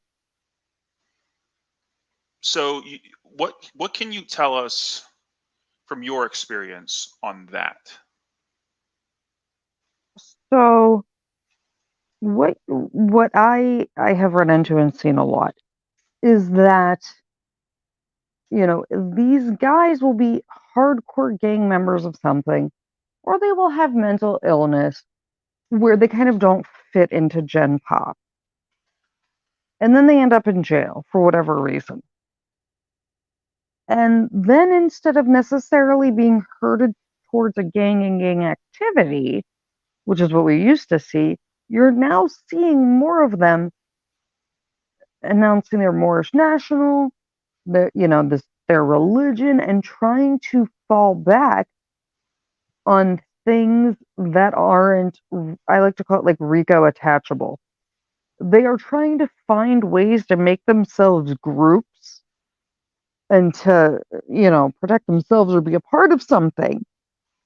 But as soon as the word gang is brought in, you start looking at RICO charges or, changes in custody level because you're a validated gang member, and housing restrictions. So it seems I've seen more of a transition where instead of falling back on like their original gang like these people would have when I ran into them 10 years ago, they're not falling back on this like Moorish national thing because they think you can't RICO them.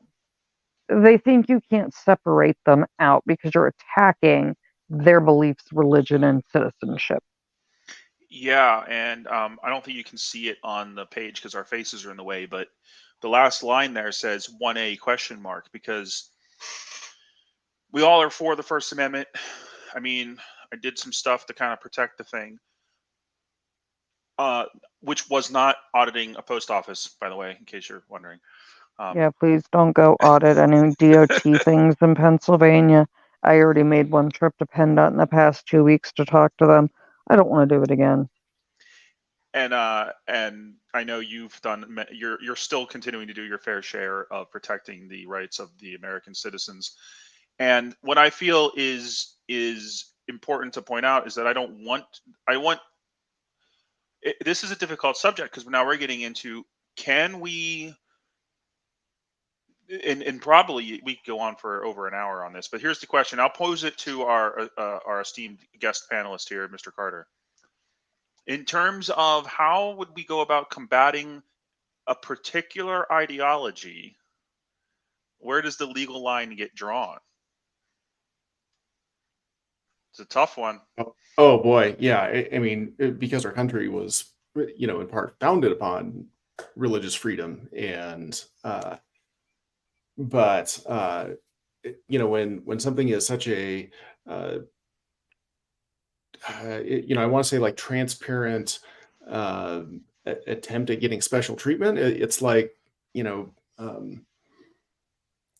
Such a blatantly obvious, special interest, right? And where the special interest group is me, and like me personally, not having to abide by the same rules that everybody else does. But then, as you say, cloaking it, under just the thinnest mantle of religion, it does. Oh boy, that creates a whole thorny mess in itself. I agree. So, and that in lies the problem. I think they are aware of this, and I think they're, like Loki said, they're using it to hide from RICO and other statutes that would be difficult to overcome, let's just say. And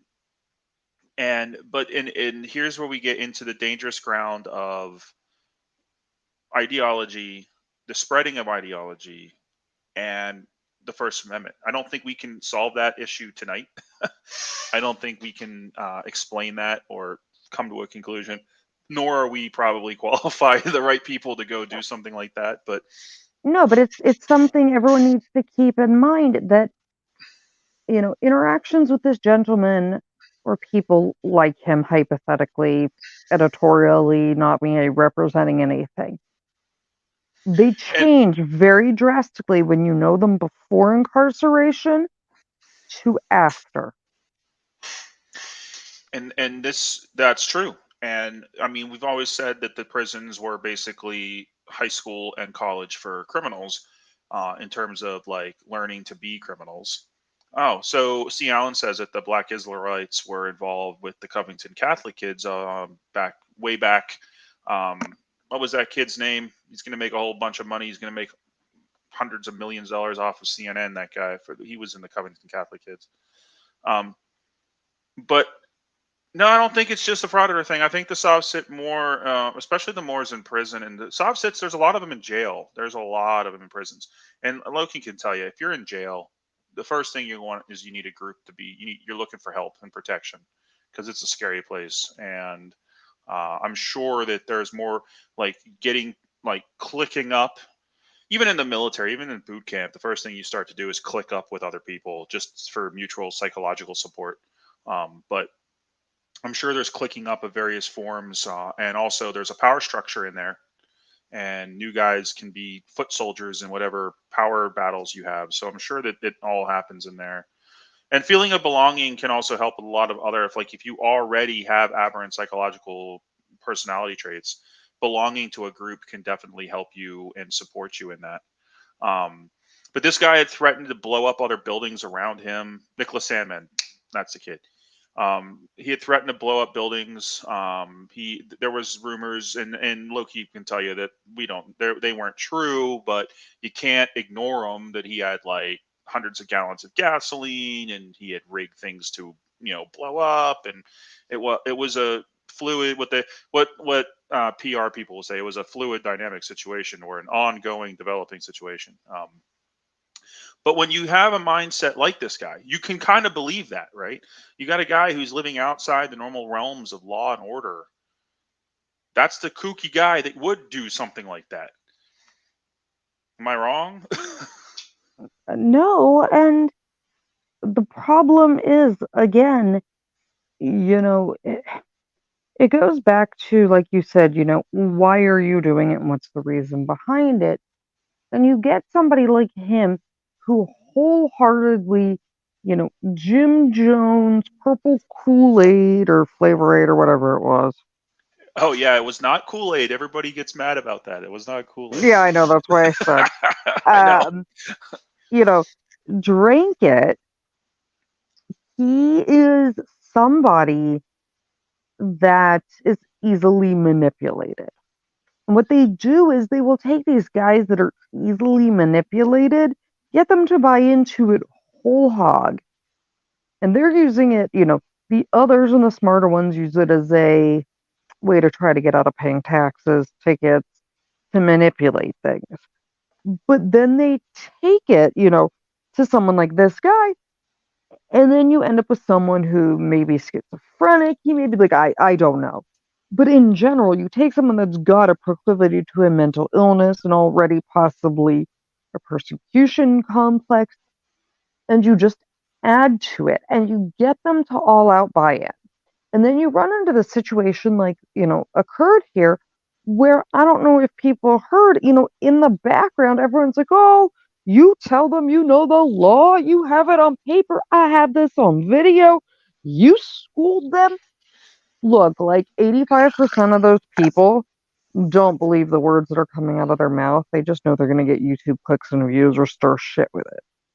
And troll the law enforcement with it. And troll law enforcement with it. They either they're going to egg him on because they want him to do more. They want him to freak out to a higher extent, or they want to egg him on so that he causes the cops to do something. But yes, there's no way of knowing how quote unquote believing those people were. But then therein lies the rub: impressionable people with aberrant psychological conditions that are impressionable. Paranoid delusionals are typically known to be impressionable in terms of they will believe the more increasingly outlandish and the more offbeat things are. Like they don't have a very good base they don't have a good psychological base that they're sitting on. So like if you push them, they will sway easily because they don't have a good, strong foundation. All of these things definitely leads towards the thesis that I'm continuing to develop on their particular mindset. And yeah, I think that we're 100% correct. Carter, if there's anything else you want to add before we swing gears here to the Moor and the Sobsit domain, let me know. Now's your chance. There's only one other thing I do want to add. One of the other things that has been said publicly, the part of the 911 call has been played publicly, so I don't have an issue saying this. He was already claiming to have hundreds of rounds of ammunition. Well, he proved that. At least he proved he had a bunch. But then you have people calling in saying there are even larger quantities of ammunition. And what people don't understand is, I don't care if you can't use that ammunition. If you light that house on fire, yeah, that's a serious problem. That's the problem. Yeah, and these houses are very close together.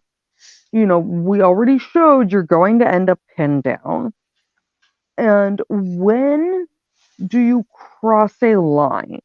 Because there comes a point where you're like, whose safety? How much of a community risk is he? Whose safety is more important? Is he a genuine risk? I told the story that early in my career in SWAT, I had a gentleman with a quarter stick of dynamite. And he was holding it in one hand, and he had an old school Zippo, like the steel ones, in the other. Ka-ching kind. Yeah. And he was like flicking this lighter. And I'm sitting there on the armored vehicle with the negotiator. And Jimmy the negotiator, they're like, sir, we've already cleared the block. Because now you have to look into, we're responsible for this, not just the situation with him, the collateral damage. Yeah. You have to start evacuating, things. So they kept saying to this guy, just throw it out the front door. Sir, we've evacuated the block. There's no big deal. Sir, please do not. And then my guy put the end of the quarter stick of dynamite in his mouth. And then I stand in there flicking this lighter. And, you hear the negotiator's pitch go up and he's, sir, it's not too late. It is not too late. It is not too late. And then it goes off. And what I was slightly amused by, but not really, was the fact that the negotiator forgot he had his mic keyed up and said, oh, fuck, over the PA system. Because he forgot he had his mic keyed up. Like, PA? Oh, nice. I wasn't laughing at like what happened. I just laughed at the fact that he forgot his mic was keyed up.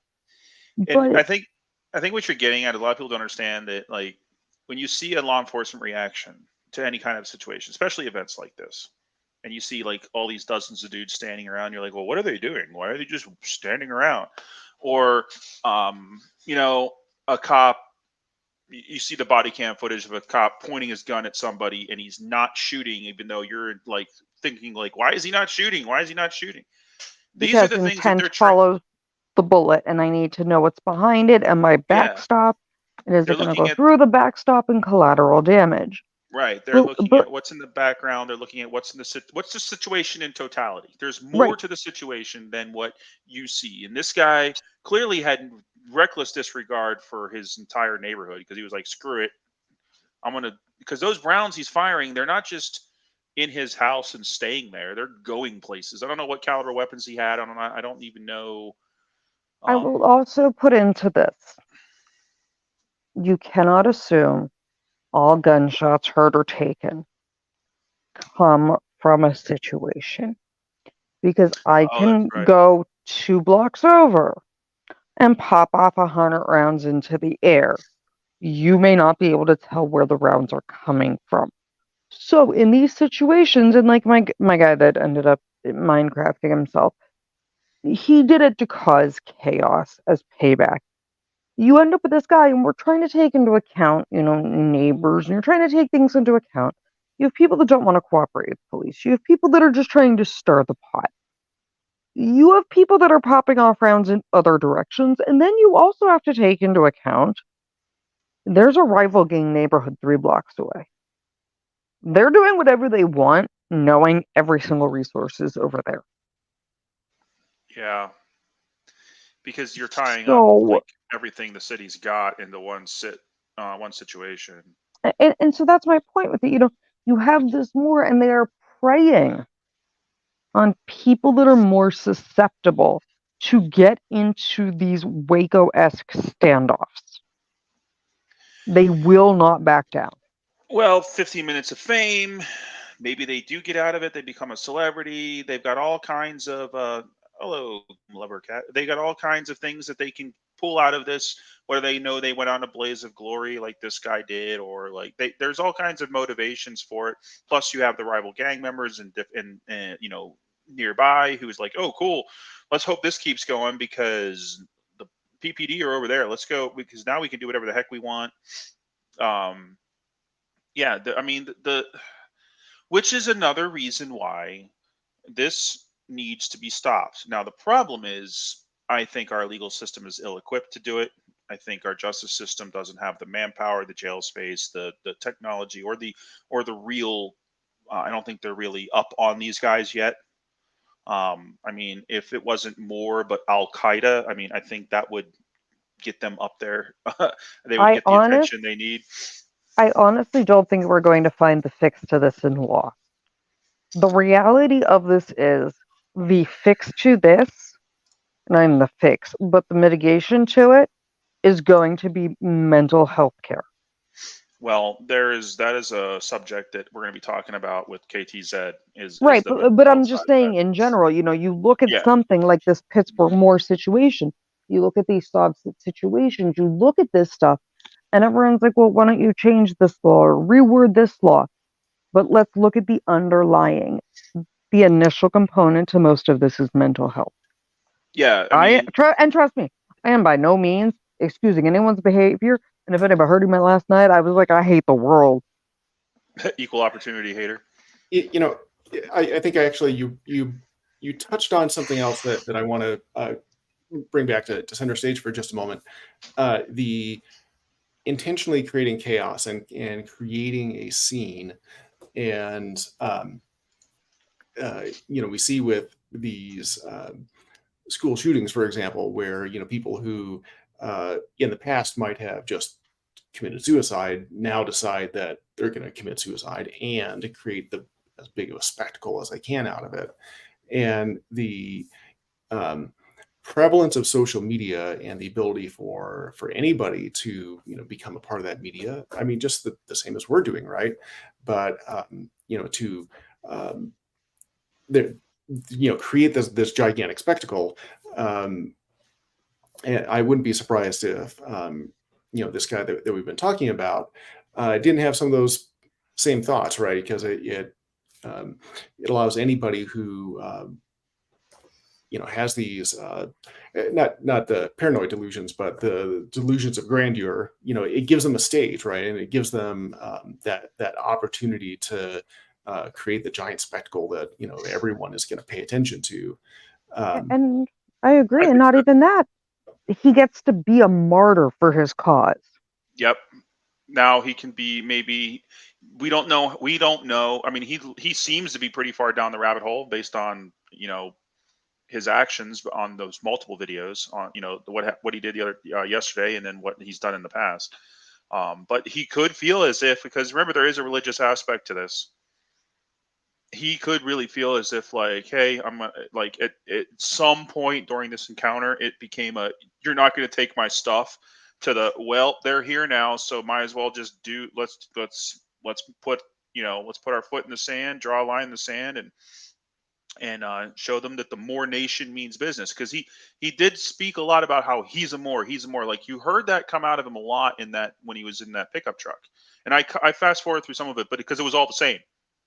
It was all of that. It was just that and gamer words just constantly flying out of this guy's mouth, and how he just keeps, that's his ideology, that's his identity, and they were attacking his identity. So there is a real good point that he may have been just, when at a certain point in that situation, it became I'm gonna sacrifice myself for my identity and for this group, and for other people like me, because I'll fight for my country. I have. But it's not the same level of fanaticism that you see out of this guy. Like, I'm not gonna. It's not gonna get to the extent, like, I would never do it to the extent that, like, this guy went to. But as far as the red flag laws, I don't think this is a situation which a lot of people would point to red flag laws, be like, oh, red flag laws will save us here. So they actually don't. Laws, they never work. They don't work, because most of the people that red flag laws were designed to protect against are either already had the firearms or are still able to acquire them. This guy lived in, like, Gangtown, USA. You really think that he couldn't get guns if he wanted them? Like, so what I will say is, and I've addressed this on my channel, and I mean, I talk about it on my channel. The problem is, red flag laws have been overturned in many states as unconstitutional and have failed on Supreme Court challenges. They are. I believe they are legally. The other thing you have to remember with things like a red flag law, who is calling this man in? Just okay, again, so we're going to go with theoretical. I am not speaking for anybody. This is just a hypothetical. Did anybody see his family on the news? Has anybody seen a single video come out that was like, Uncle so-and-so was like, we knew he was crazy. We knew he was going to be a problem. Yeah, where were the flags? Okay, but those are the people that raised the petition for things like a red flag law. And honestly, if you think about it, right? So here's where, as opposed to a red flag law, the first video, he's in his truck, he's throwing a hissy fit, right? Let's say he's not in Gangtown, USA. Let's say he's not in enemy territory, and the cops aren't sitting there going, let's just not cause a riot. Like, I'm thinking that, because you saw how many cars were there for a simple traffic stop. There were even detectives there and, like, plainclothes there. Like, a lot of guys showed up because they're like, let's get some overmatch. Let's have some bodies in place in case this goes sideways. Let's not get ourselves into a situation. Because I know some Baltimore City cops during the 2015 riot, they were in my guard unit, and they went to the mall when the riot first started, Baltimore's 2015 riot, and they got overmatched quick. Like, they got into a situation they didn't expect. They expected something, so they had some units there, but it was way more than they thought it was, and they then they pulled back, and then and that's what happened here. There was a pullback and then a redescent of a perimeter was held, but then you bring in your resources. But if you imagine imagine a situation where in that initial traffic stop, right, where where law enforcement had an environment where they were safe to operate, where the city hadn't gotten to the point where they were almost in a no-go zone for law enforcement, and they were able to successfully get him out of his vehicle and get him into the system, maybe that changes things. Maybe because he is who he is, he starts resisting, he catches a felony battery on Leo, and then they get a chance to go and take his firearms. If you're in a rural area or Westmoreland County, Pennsylvania State Police, he bought himself that taser. They broke that window and they done drug him out that window the second that flag came out. Oh, I think I've seen that video. Yeah. Yeah, like Pennsylvania State Police are not going to play with you with that. West Virginia State Troopers are not going to play with you with that. They're like, nope, out the window, you're done. New Mexico, South Carolina, North Carolina, those guys don't play. Arkansas State Police don't play. Like, I get that. But that's what I'm saying. But that's what people have to remember. You can't look at this situation and be like, well, you guys let it get out of hand. No, I'm not. No, I know you're not. I'm just saying in general, like with the media, it's like you have to look at the bigger picture and that we want everybody to be safe. What I'm trying to say is basically that this is another symptom of our failing inner city justice systems, where justice systems in the inner cities is falling apart. I know Baltimore City, I mean, we don't call it Bodymore, Murderland for nothing. You got Washington, D.C., where violent crime and homicides are up over 300%, where a city councilman who, sadly, he also thinks the Jews control the weather because, he's calling for Trayvon White is his name. He's calling for National Guard to come to he called for first defunding the Metro Police Department, or the Washington D.C. Metropolitan Police Department, and then he wants National Guard to come defend D.C. So we got that going for us in Washington D.C. But this whole thing, I think, is just you can see how these things snowball. And let's do a hypothetical. What if the gasoline was true? What if he did have 200 gallons of gasoline in there, and then a fire started and half that neighborhood burnt down? Well, that actually wouldn't even be the biggest concern. So the thing that you need to remember about the city of Pittsburgh and the general Western Pennsylvania area in general is it is a coal-rich environment. The majority of Allegheny County in Western Pennsylvania has been mined out underneath. And most people have mine subsidence insurance and things. So I see what you're saying. What you need to understand, there are generally mines not that far below the ground. So depending on, we had a natural gas explosion that killed a bunch of people 2 weeks ago. You have to remember you have corridors that, they've been sealed off. But you have 200 gallons of gasoline. That goes off. So what are you going to do? It's going to spread, but not just that. Are you going to collapse blocks because you're taking out the understructure? Interesting. Yes. Also, Carter asked a question. He asked, how much do you think social media and tech is responsible for these kinds of situations? Way too much. Everybody wants to be somebody. Everyone wants to be YouTube famous.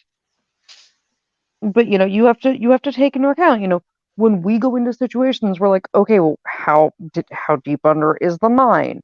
How close? What is the radius of this? In an explosion, what is our damage? What do we have locked down? What are our evacs? How many collateral citizens can we safely evacuate out? What is our mass casualty profile looking like? And that very much drives a lot of these operations. And one of the things... hold on, we'll come back to it in a second. We have a special guest joining us now. No gamer words, people. No gamer words. This is Game Over Cat, my daughter. Hi. She's joining us too. Hi. Nice to meet you. I saw you in chat. I generally try to keep this as Radical would say, a family-friendly show. So hopefully, I try to behave if I'm not just somebody yell at me. She's old enough. It's okay.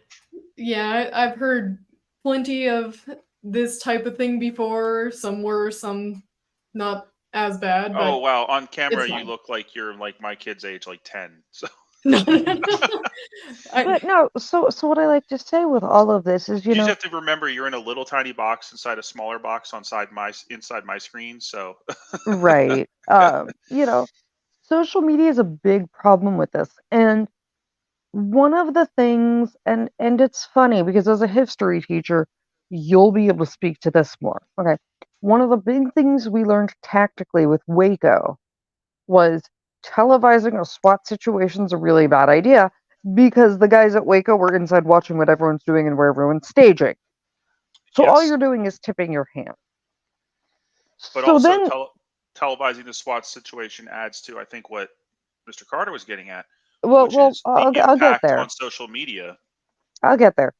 But that's so there was this big push after things like Waco. Don't televise it, have a line. People have to stay behind. Don't allow press up near. Like, let's not tip our hand where things are.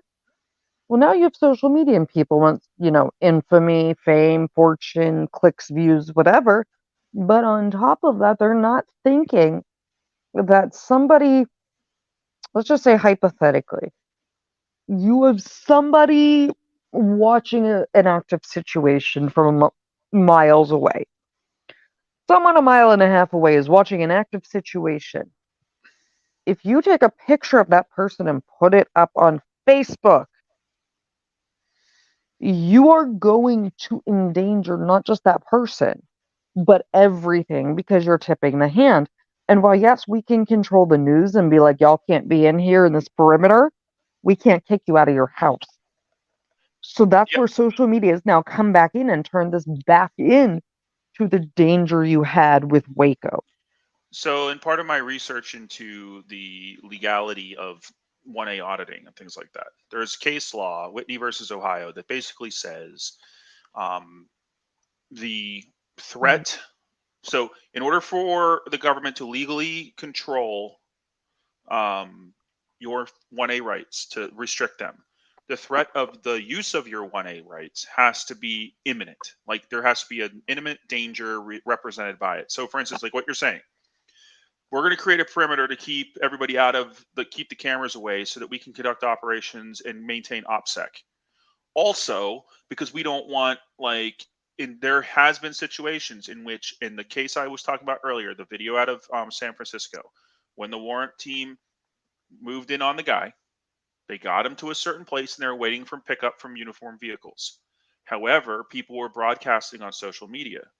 Now, because they went in on low-key, low footprint, there was only 3 officers. They couldn't control the situation. Other people came, having been galvanized by videos that they were getting from live streams from other people, and one of them came and tried to unarrest our lovely, upstanding San Francisco citizen, and ended up getting into a rather overmatched gunfight with a pair of San Francisco patrol officers armed with their patrol rifles. It's never a good idea to enter a gunfight at all, but definitely don't enter a gunfight with one pistol against 2 guys with ARs who are. But here's the thing, even in citing that case, right, and even in a situation where we can legally restrict your 1A, the amount of time it is going to take for you to hit go live on Instagram, nobody can act that fast. It is too immediate now to be able to look at that at this point. Which is why there's no official case law, and I'm glad you said that. There's no official case law on that. But that's where you get into when they say, hey, you can't record in here. The reason being, well, you could be instantly publishing the picture of these minors in this post office. Or you could be instantly publishing the picture of people's PPI or PII, personal identifiable information, right? You could be instantly, if you're in a DMV, you could be overhearing and publishing people's traffic violations and their traffic issues. or if you're in a tax collector's office, or if you're, all the places the fraudsters like to go where sensitive information is discussed.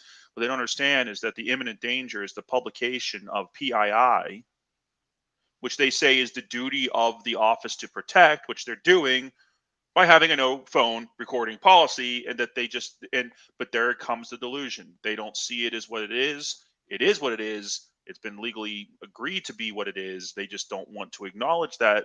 They just refuse to believe it because of a delusion. Remember, delusion, continued belief in something despite of contrary evidence. Waco. I remember Waco, and Waco shaped a lot of it. And then what Waco did, I think some of the citizen movement and some of that stuff comes out of the Waco ideology and comes out of the results of Waco and things like that.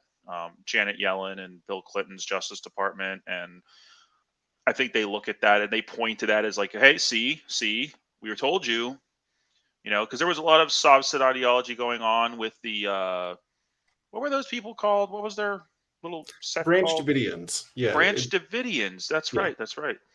Very good. And it was really hard, I think, for the police to control the message, control the tone. The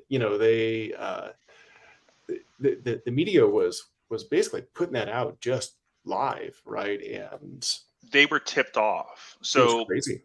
The ATF was relatively new. Janet Yellen was not popular. She was the Attorney General and ran the DOJ, and the ATF they were not very popular, and they were relatively new. And the Bill Clinton White House was looking for a domestic win because he was going to be a very law and order president, and they were looking for a big domestic win. The Branch Davidians were fringy, very soft city, very on that side of the house. Plus, they had a religious component, but they weren't Muslim. They were more down the fundamentalist Catholic Christian. Yeah, I think they were down the Latter-day Saints kind of trajectory. Yeah, the fundamentalists. Either way, not to say that was why they did anything they did. It's just part of their ideology. But they were pretty heavily armed. And if you remember in the 1990s, there were a lot of new legislations coming out about certain kinds of firearms, whether they were good or not. I'm not going to argue that right now. Not to say I won't. I think my standpoint on firearms is pretty well established because basically I can't reach it right now, but I have like a whole wall full of cartridges and stuff. So, no touching them live. Oh, I do. I don't care. But they're normally this one. Well, that one you can, but this part's real. This is 3D printed. But if you ever want to know what a PGU-14 30mm 810 cannon round looks like, it looks like that. But yeah, they I was supposed to on my next live show. I don't remember who I told it to. It was somebody on HLC's Discord, but here's my 105. Anyway, they were looking for a big win. So they leaked this raid to the press, and they thought, oh, our ATF, we got a kitty cat, aka a dog toy.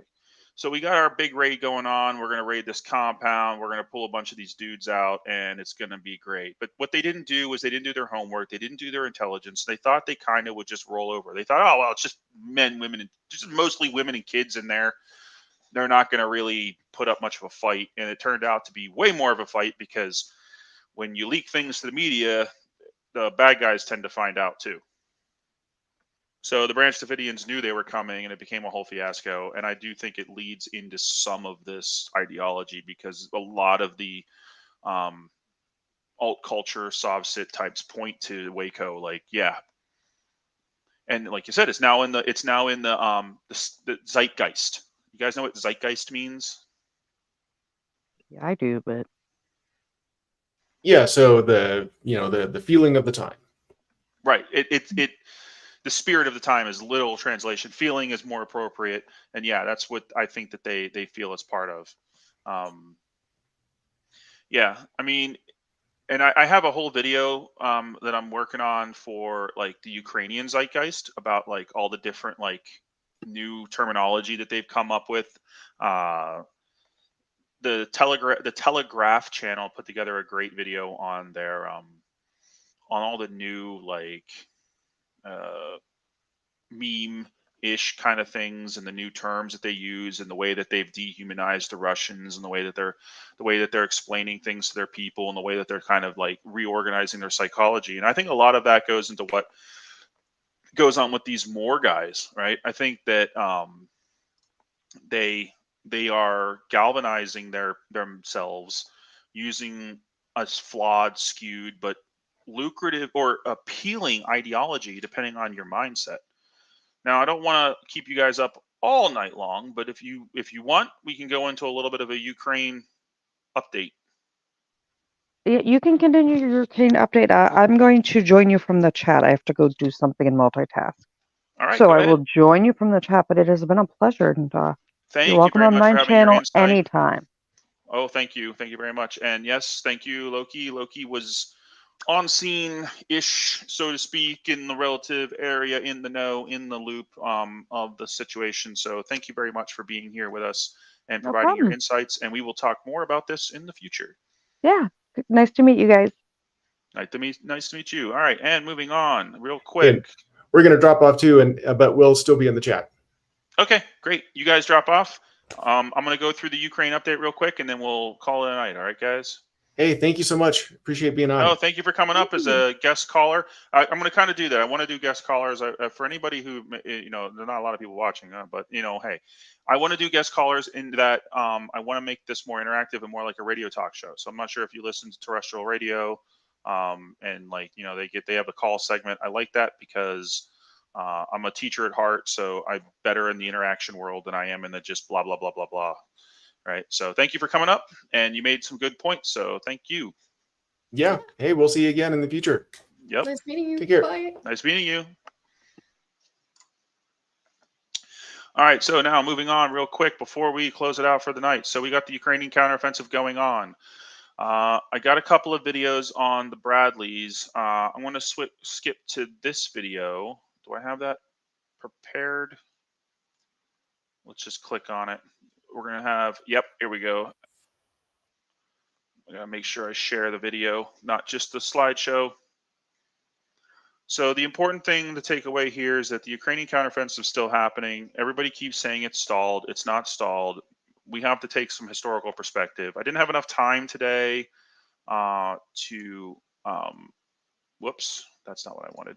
We didn't have enough time today to get everything I wanted together. I wanted to do a big comparison to like this war and the last big couple of wars we had, World War II, World War I in Europe, and be like, okay, so this is how they're fighting. This is what they're fighting against.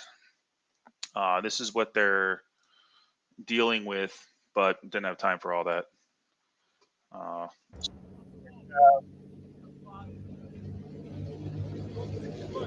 Challenger 2s rolling with the Ukrainian, I believe this is the 47th Mechanized Brigade.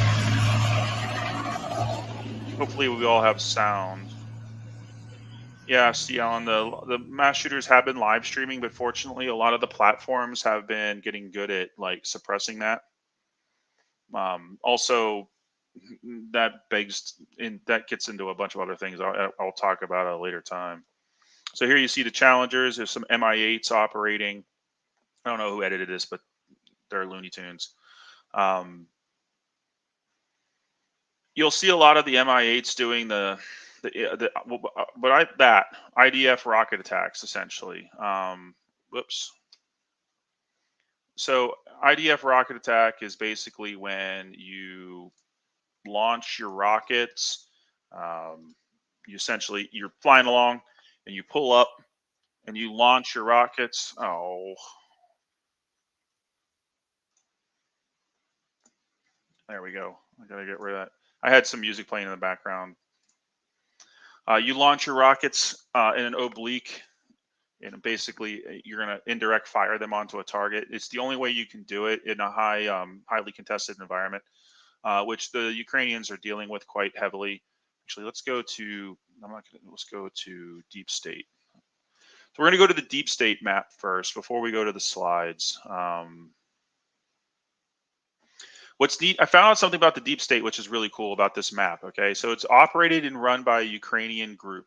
They work closely with Ukrainian army, but they are not officially a part of the Ukrainian army or intelligence sources. Something interesting to note about them is that they do have 2 layers. I didn't know this.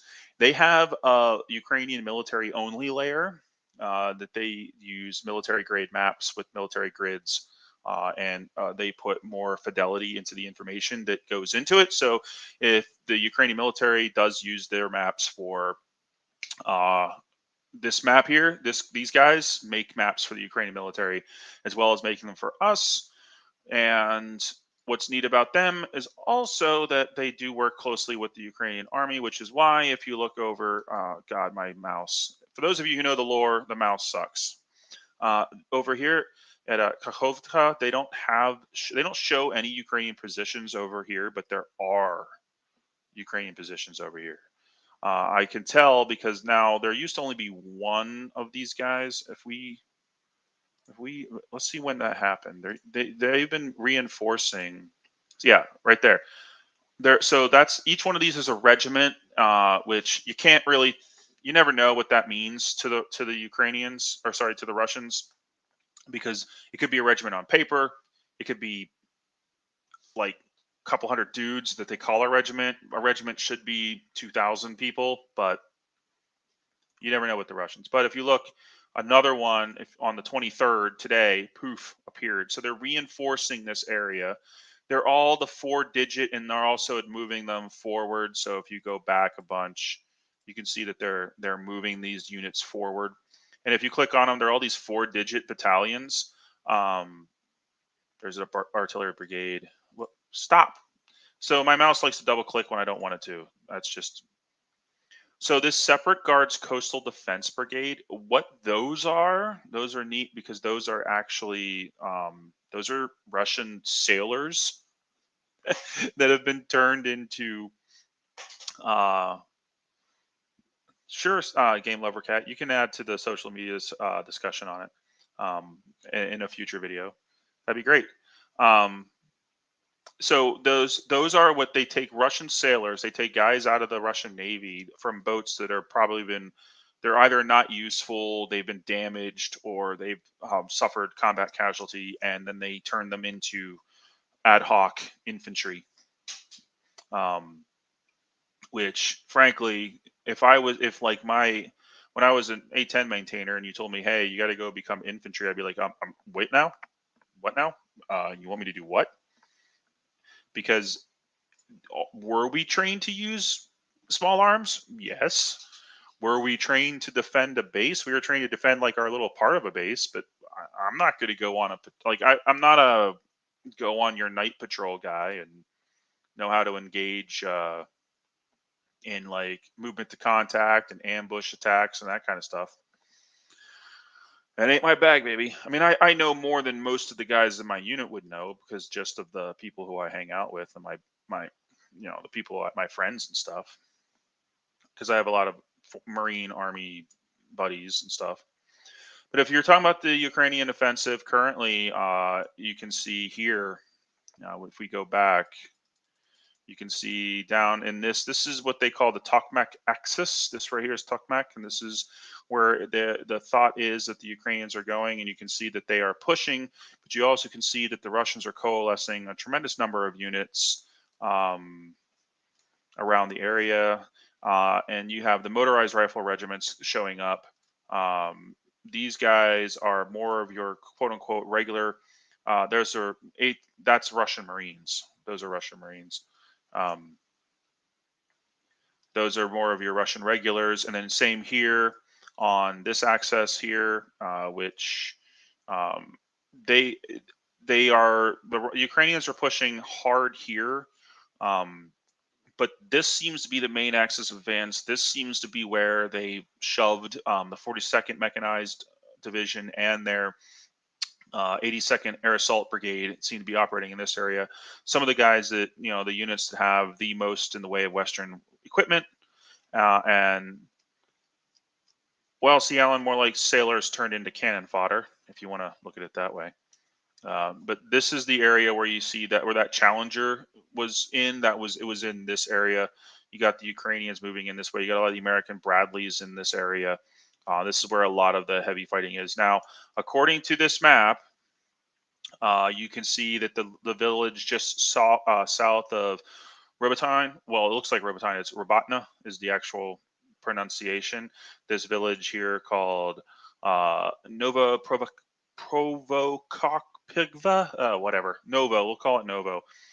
This area here is not in Russian hands anymore. There's been videos and reports on Russian Telegram channels of the Russians fleeing this area quickly and falling back. Because if we turn on this, the defense lines, these are the defense lines that Deep State has managed to locate using various numbers of ways. You can see that they don't have any hard defense lines here. They've got to move back to at least here, Sodolvabaka, to set up defense. So all of these regiments and these units will need to fall back. If these ones in the middle fall back, the rest should follow. If they're following their military doctrine, which, as we know with Russians, that's a hit or miss proposition. Who the heck knows if they're going to follow doctrine or not? My guess would be that they don't, just because, you know, they're Russians. And finally on the map, before we get on with things, over here in this little neck of the woods, the Russians have lost, and take note, this here is Crimea. I believe is it this? In this region, they have several military airfields and they have a major logistics hub. Okay, so now we're going to go to the video link. No, not video file. Sorry, I'm still working with this and working with my dodgy mouse.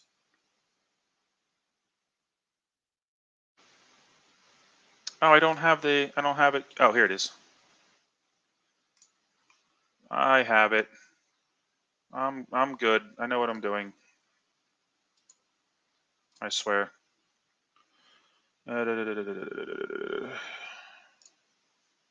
So what we will see here is an S-400 Triumph system, one of the most advanced Russian air defense. It's actually the most advanced Russian air defense system they have. They put it on the coast to protect Crimea and to protect everything behind it.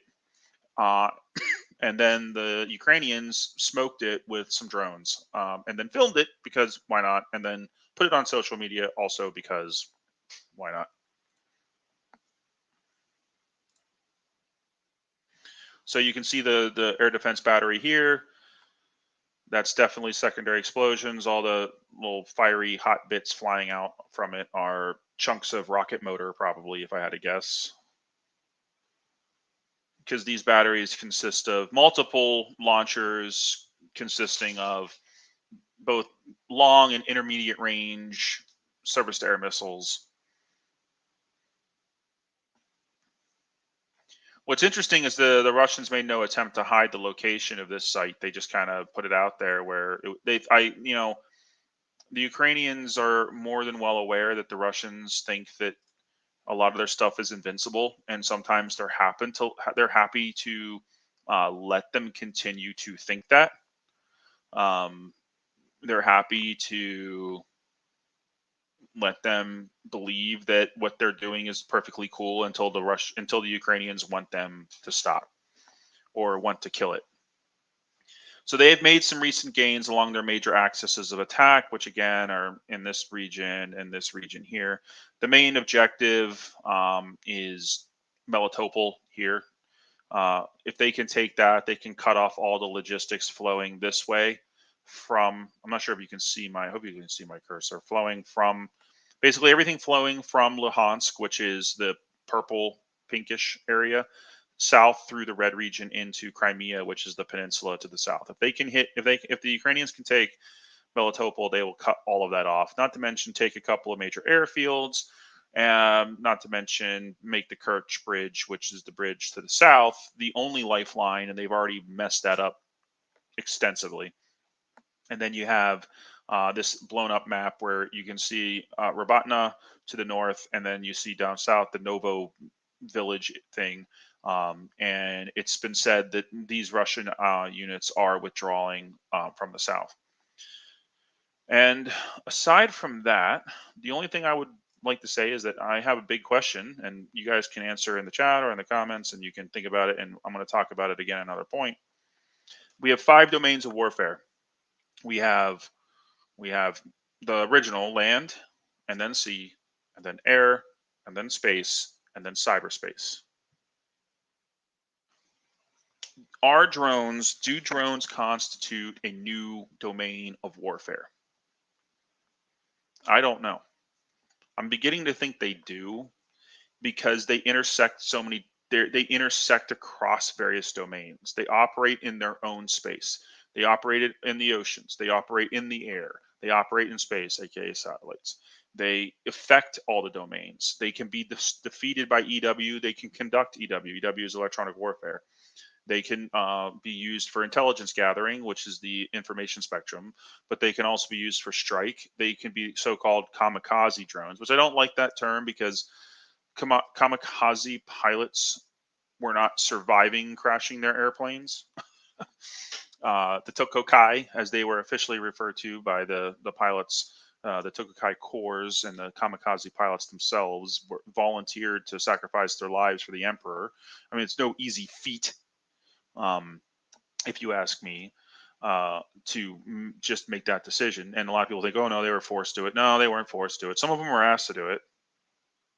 A lot of them were asked to do it. They'd get a letter from the emperor, be like, hey, you've been asked by the emperor to take this, and then nobody's going to turn down that. In those days, nobody's going to turn it down. But I don't see that the same as a drone. Calling it a kamikaze drone, it's what we call, the official military term is a loitering munition, if you want to know what it's really called. What's game trivia? Incredibly low cost. Yes, they are incredibly low cost. You can knock out a $4 million tank with a $400 drone. You can damage and or sink a ship with a, maybe a $100,000 drone can knock out a $100 million warship. And you may not even kill the ship. You may just get a mission kill, but that's good enough when you're dealing with Russia, who their aircraft carrier is still in dry. Well, it's not in dry dock because they don't have one. The one that would fit it sunk with it inside of it and damaged it more. So Hellfire missile, AGM-114, depending on the flavor, it's going to run you over 100,000. However, the Hellfire, so you have to understand that, like, I can operate a Hellfire in a heavy EW environment. I cannot operate my drone in a heavy EW environment. So if I've got a lot of EW up there, if I've got the right technology, I can neutralize drones. The problem is that the Russians, first of all, the drone operators know this, and that's the first thing they want to kill. And the second problem is the Russians just don't have enough of it. Like, those EW vehicles stand out. They have big antennas and weird things on them. You know when you see it, you know what you're looking at, and that's the first thing a drone guy is going to go after. So the domains of warfare are they're established: air, land, sea, space, and cyberspace. It's military doctrine to have military disciplines designed to fight in all 5 domains. The only reason why you don't have a cyber force in America right now is because every branch of the government or of the military has a tremendous number or amount of money that they in their budget for cyber warfare, and none of them are going to give it up. They're not. I'm absolutely shocked. The Air Force. The only reason why the Air Force gave up space was because they got rid of the mission, and they didn't want the mission. The Air Force has been historically anti anything that's not pointy and fast. I know rockets are pointy and fast, but they don't have pilots in them, so they're not really the Air Force generals. They're all about nukes, fighters, and air dominance. If you don't do one of those things, they really don't care about you. Which is why they hate the A-10 so much. Which is why they let the Alchem, the air-launched cruise missile, run out before the JASSM had fully become a thing. The Air Force leadership, and now the Air Force leadership is so corrupted by political generals and stuff. I don't see them. They probably were like, yeah, sure. If it earns me political points, here you can have all our space crap. We don't want it. But nobody's going to give up cyber. I can tell you that every Air National Guard unit in the country has cyber units now. My old wing, has both an offensive and a defensive squadron, which is well over 150 people each that conduct cyber warfare. You're not going to create your own branch of military for it, but it is its own military domain. It requires its own unique weapon systems, its own unique architecture, its own unique everything to operate in. Now, the point of the Space Force is not cyber warfare, but it does have its own cyber component, because the point of the Space Force is space dominance. So as to create an environment in which we don't lose our space-based capabilities, and we have the ability to deny the enemy their space-based capabilities. Because the ultimate high ground is the ultimate high ground. And if we were in a peer-on-peer fight with, like, let's say China, 80% of our intel would come from space, and protecting it would be the first job, only job the Space Force would be involved in. That's their first main goal, would be to just protect it. Because without it, what we'd run into are massive information gaps that we wouldn't be able to overcome with land-based systems or air-based systems. Because the Pacific is freaking huge. It's giant, and there's lots of places to hide in a big ocean. So you need your satellites to be functioning, especially our ROR sats, our radar, oceanographic, surveillance. There's another R in there. Radar, oceanographic, reconnaissance satellites, ROR sats. Yeah, basically they just sit up there and track movement on the water with radar. We have drones that can do this. One of them is the Triton drone, but it's vulnerable. Its flight envelope puts it within SAM range.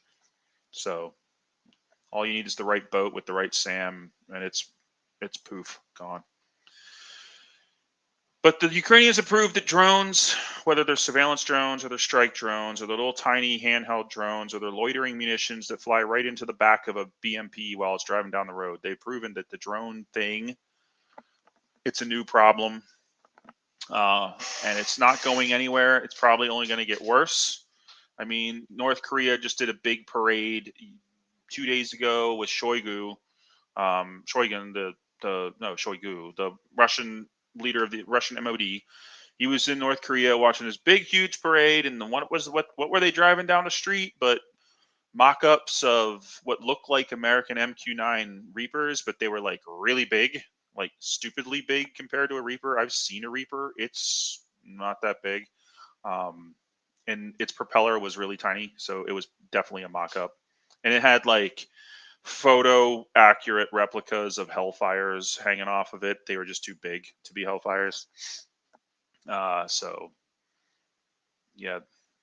Funny story. When I was at Kandahar, the Reaper guys kept borrowing my equipment and never bringing it back because they needed it for stuff. And I was like, why do you keep taking stuff? Anyway, that's all for today. We covered a lot of topics. We covered the Moors. And we're going to get more into depth with that on me and KTZ are going to do a thing on that with the Moors and the Sovsits and the Frauditors and what's going on in their scrambled up noggins. And we're also going to cover also I've got more that's coming this weekend because it will be to the day, the 2-year anniversary of the bombing of Abbeygate. And we're going to learn about the story of Sergeant Vargas Andrews and what he went through on that horrific day and in the days to come. we're going to learn about the days leading up, and the day itself, and let's just say the U-2. I think it's being retired because literally the airframes have been overflown. I mean, they rebuilt them once already. Well, thanks everybody for coming out. Yeah, we're gonna do one on Vargas Andrews. Spoiler alert: he had the guy in his sights hours before the guy blew him up. That's pretty frustrating. And I will see you guys all in the next one. Have a good night, guys. Thanks to you all for coming out. Thank to all our special guests, Loki and Carter and Game Lover Cat, and who has a cat, a big gray fluffy cat, which to me is just a dog toy, but I'm a dog guy, so sorry. All right, guys. Later.